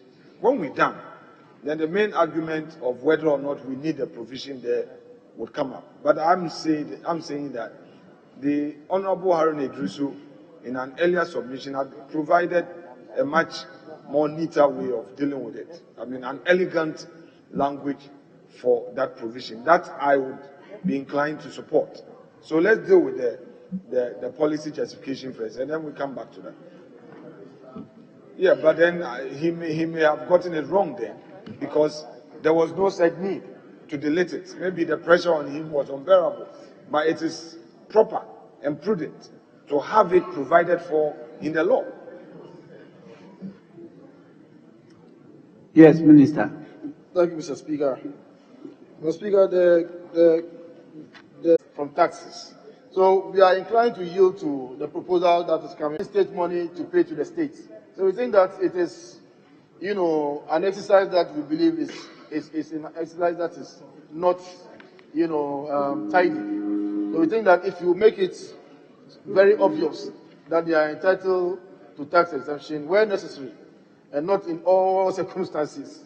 So when they go and buy fuel, for instance, the staff salary, payee, and so on and so forth, they will pay all the necessary taxes. But where it becomes absolutely necessary, then we will present a request to this House for consideration. And if this House so permits, then a tax exemption may be granted. Thank you, Mr. Speaker. So how do you phrase the clause now? Yes, please. Mr. Speaker, the same colleague led the passage of the new civil aviation law, which we passed last week. The same argument was made about the Minister of Finance, which at the ministry that brought the suppliers credit agreement of the construction of Terminal 3 to this House and was passed. And in that agreement, it was clear that that project was tax exempt. The ministry was telling us that when the entity was trying to claim or exercise that right of tax exemption, the same Minister of Finance said they are not aware that the project was tax exempt. Mr. Speaker, that cannot be possible because this House actually approved the suppliers credit agreement, that's the facility and the contract agreement, and clearly stated that the project was tax exempt. Indeed, they came back to Parliament, and Parliament granted an amount equivalent to what exemptions they are supposed to get. So it will be surprising that the same ministry which actually supervises this is having problem interpreting their own law. Well, if you want to leave it in here, then every including Parliament, every Ghana Education Service, Ministry of Education, will have a law that says that we may get tax exemption. Then is it necessary again? If every government entity would have to have it in law, that we may get tax exemption. Is that not a given that, yes, if you are entitled and you approach Parliament, you'll be given. So we are saying that it is no longer necessary for every entity to write it in law that our entity, tell me which entity in this country will request tax exemption and will say that you are not entitled. Is there any entity that will go through that? Which one? No. Well, Mr. Speaker, there's a new tax exemption regime for 1D, 1F. That is also clear. But all other ones, we give tax exemption. But if you want to write it into law, provided it doesn't become something that entities would say that they don't need to come here. You can leave it in there. But just for your own consistency. Yes, you bring a bill here without tax exemption and we can pass it for you.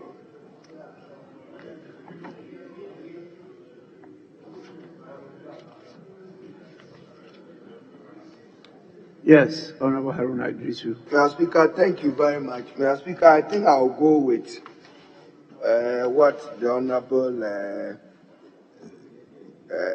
Tampule have suggested, Minister. The authority may be exempt from the payment of taxes, duties, and other charges. It can stand, Mr. Speaker, even merely debating it here. We are simply, as a parliament, cautioning that it should be used rarely and sparingly. But because, Mr. Speaker, the Ghana Shippers Authority is on the line of institutions responsible for trade facilitation, this can be abused by individuals working with Ghana Shippers Authority. I mean, they will then bring in things in the name of the authority, and given the role they play at the port, this House doesn't want that abuse. So we would go with they may be exempt. Then, Mr. Speaker, they will come here. It has to be assessed. When it is assessed, then this Parliament, in its wisdom, may decide whether to grant it or not to grant it. Thank you. I don't know why Parliament is always eager to take away its powers. I don't understand. Yes, former Majority Leader. Yes. Speaker, the issue raised by the Chief Whip, Minority Chief Whip for the minority, he makes a point that in any event, even though they have that window, they still may have to come to Parliament, because the path to attaining or being offered or accorded exemption is defined now in the Exemptions Act. So through that, the minister himself will go to cabinet and then get approval, and from there come to Parliament. That's the path defined by the new Exemptions Act.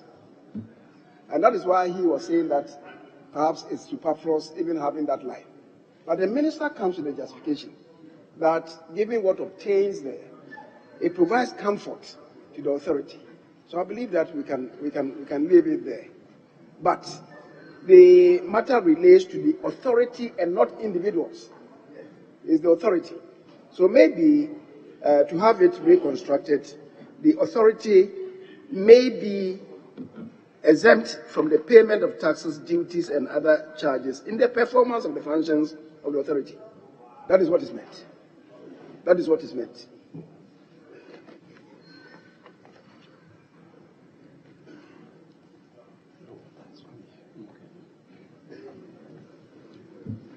Honorable members, I have a function at 7, so we may need to wind up.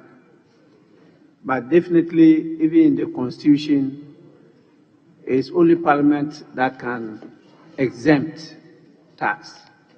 And the procedure is there. 1741 talks about us imposing, being the only authority with the power to impose tax. And then at 1743, we are the people to exempt. So any authority or state institution that wants exemption from tax we have to calculate that and bring it to the House. And it's the House that have to exempt it. I know it's not always followed, but that is what the Constitution and the law say. So we will put the question on the proposed amendment. Instead of the word exempt, then we delete that and said may be exempted. Those in favor of the proposed amendment say aye. Those against say no. The ayes have it. The amendment is carried. I put the question on the whole of clause 25, and the question is that clause 25 as amended stands part of the bill. Those in favor say aye. Those against say no. The ayes have it. Clause 25 as amended is ordered to stand part of the bill. Clause 26. Requirements to register. Clause 27. Sorry. Application for registration. No, 26. Yes. Thank you, Mr. Speaker. Mr. Speaker, clause 26. We are addressing the concern of Honorable Carlos. So we are deleting clause 1 of 26 and replace it with clause 2 and delete clause 3. Thank you, Mr. Speaker. So clauses 26. 26. Unless the shipper has registered with the authority in accordance with this act. Mr. Speaker, again, trade facilitation. That is why custom officials are positioned there. Cargo clearance is not the same thing as in sub-clause 2, where it reads, a shipping service provider shall not operate at a port. So first, don't operate at the port at all. It's different. But don't clear cargo is also different. So, Chairman, I think that abandon 1 and 2, Mr. Speaker, are still relevant. They don't serve the same purpose. So I'm against the Chairman's amendment that go through custom is what 26(1) is saying. You want to clear cargo? I see Deputy Minister for Trade. You are there. Which cargo? You have your trade facilitation infrastructure there. Custom officials, apart from Standards Authority, must subject the goods to that. Let it happen. Mr. Speaker, the problem of this country is the port. The day we police the port well and take the revenue government deserves, we will not be giving Ghanaians problems to be paying taxes. All the leakages are at the port. This House, if we have an opportunity to strengthen any measure that closes leakages and abuse at the port, we should do that. So, Chairman, go with only sub-clause 3. We support it. Mr. Speaker, we won't support the deletion of 1 and 2. No. I know you, that if you are not threatened, you won't behave right. Mr. Speaker, I withdraw those words after using them. There's a subtle threat to get your buy-in. Thank you. Honorable members, please, let's try and complete this as I rush to another assignment. Yes. Yes, Mr. Speaker, I'm not speaking to what Honorable Arna brought up. If you want somebody to address that, I have a different opinion altogether about this. So if you grant me the permission, I'll go on. One wants to support, the other is against. Yes. No, Mr. Speaker, I want further and better clarification with respect to the 1 and 2. In fact, the chairman is saying that we should delete 1 and 3. Mr. Speaker, the 1 is on the shipper. The second one is a shipping service provider. The two are not the same. And I thought that was where my colleague, yes, a former good friend, was trying to elucidate. I thought that was the point. He's just saying that you are no longer his friend. I've not said so. You say his former good friend. Mr. Speaker, I have never known that okay. you joined the club of persons. Okay. Oh, only the word good. Okay. I said a former good friend. Now is a former friend, but not good. Okay. It could be. Let's go on. It could be a current excellent friend. How do you know we have joined the club of pessimists, Mr. Speaker? But, Mr. Speaker, much more seriousness. The two are different. So I'm wondering why they are deleting the two of them. So if you can explain further. Thank you, Mr. Yes, Speaker. Minister. Mr. Speaker, the language in clause 1 says a shipper. Now, a shipper could be me. I will engage the service of an agent. So the requirement that I, sitting at home, who has ordered a car, should also go and register is what we are trying to get out of this one. But the shipping service provider acts on behalf of the shipper. So that's why they must be registered. So that's the difference. So the shipper engages the service of a shipping service provider. So the shipping service provider is registered, but the shipper is not. Otherwise, the place will be inundated with too many people. If all 275 members of parliament are ordering a vehicle, we'll become shippers. So the language in 26.1 suggests that all of us have to go and register. And that is what we're trying to take out. Then we'll leave those who are licensed as a body corporate to go and do that business on behalf of the shipper. Thank you, Your definition of a shipper is a person who has ordered goods. Yes, it includes. That's correct. Yes. It includes. That is correct. It means it's in the interpretation section, page 44. Defines a shipper to mean an individual or a body of persons, corporate or unincorporated, other than an original consignor, a final consignee, an actual owner or a future owner of the cargo, other than A, forwarding agent, or B, an insurance company that has an interest in international trade cargo.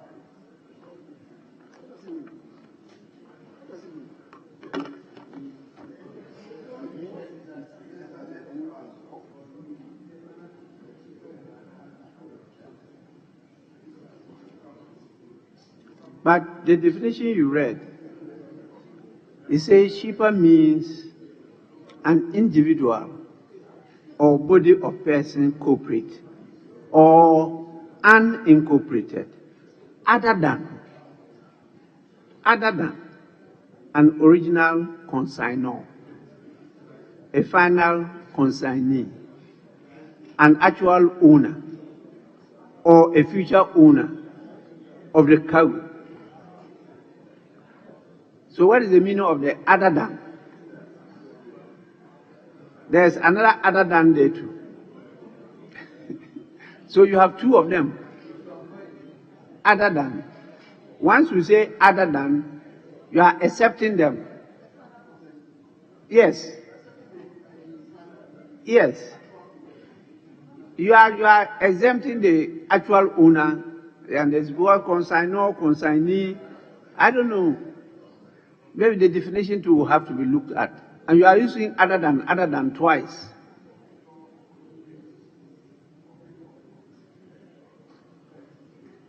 Anyway, as I indicated earlier on, I have to rush to attend to another assignment. We may have to defer further consideration of this clause and adjourn so that at the next sitting you can have time to look at all these things. If this is acceptable to the House, I'll proceed to do so now. I have another assignment to rush to at 7, and you may have time to go and look at this. And then at the next sitting, maybe tomorrow, we'll look at them all together. Yes. Mr. Speaker, we have no objection to your request to adjourn. We need to finish that and the affirmative action gender equality bill tomorrow. Please, I'll be available. But this one is, you are all aware, my colleague is around. We agreed on some activity at 7. I have to rush there. So with your kind permission, I proceed to adjourn the House.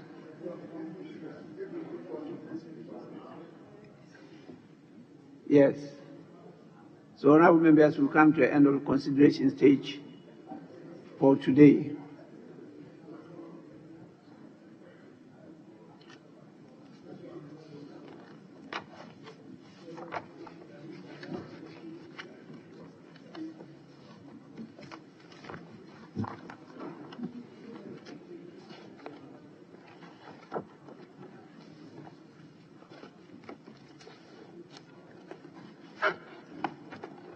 Honorable members, the House is adjourned to tomorrow at 10 in the forenoon. The House is adjourned.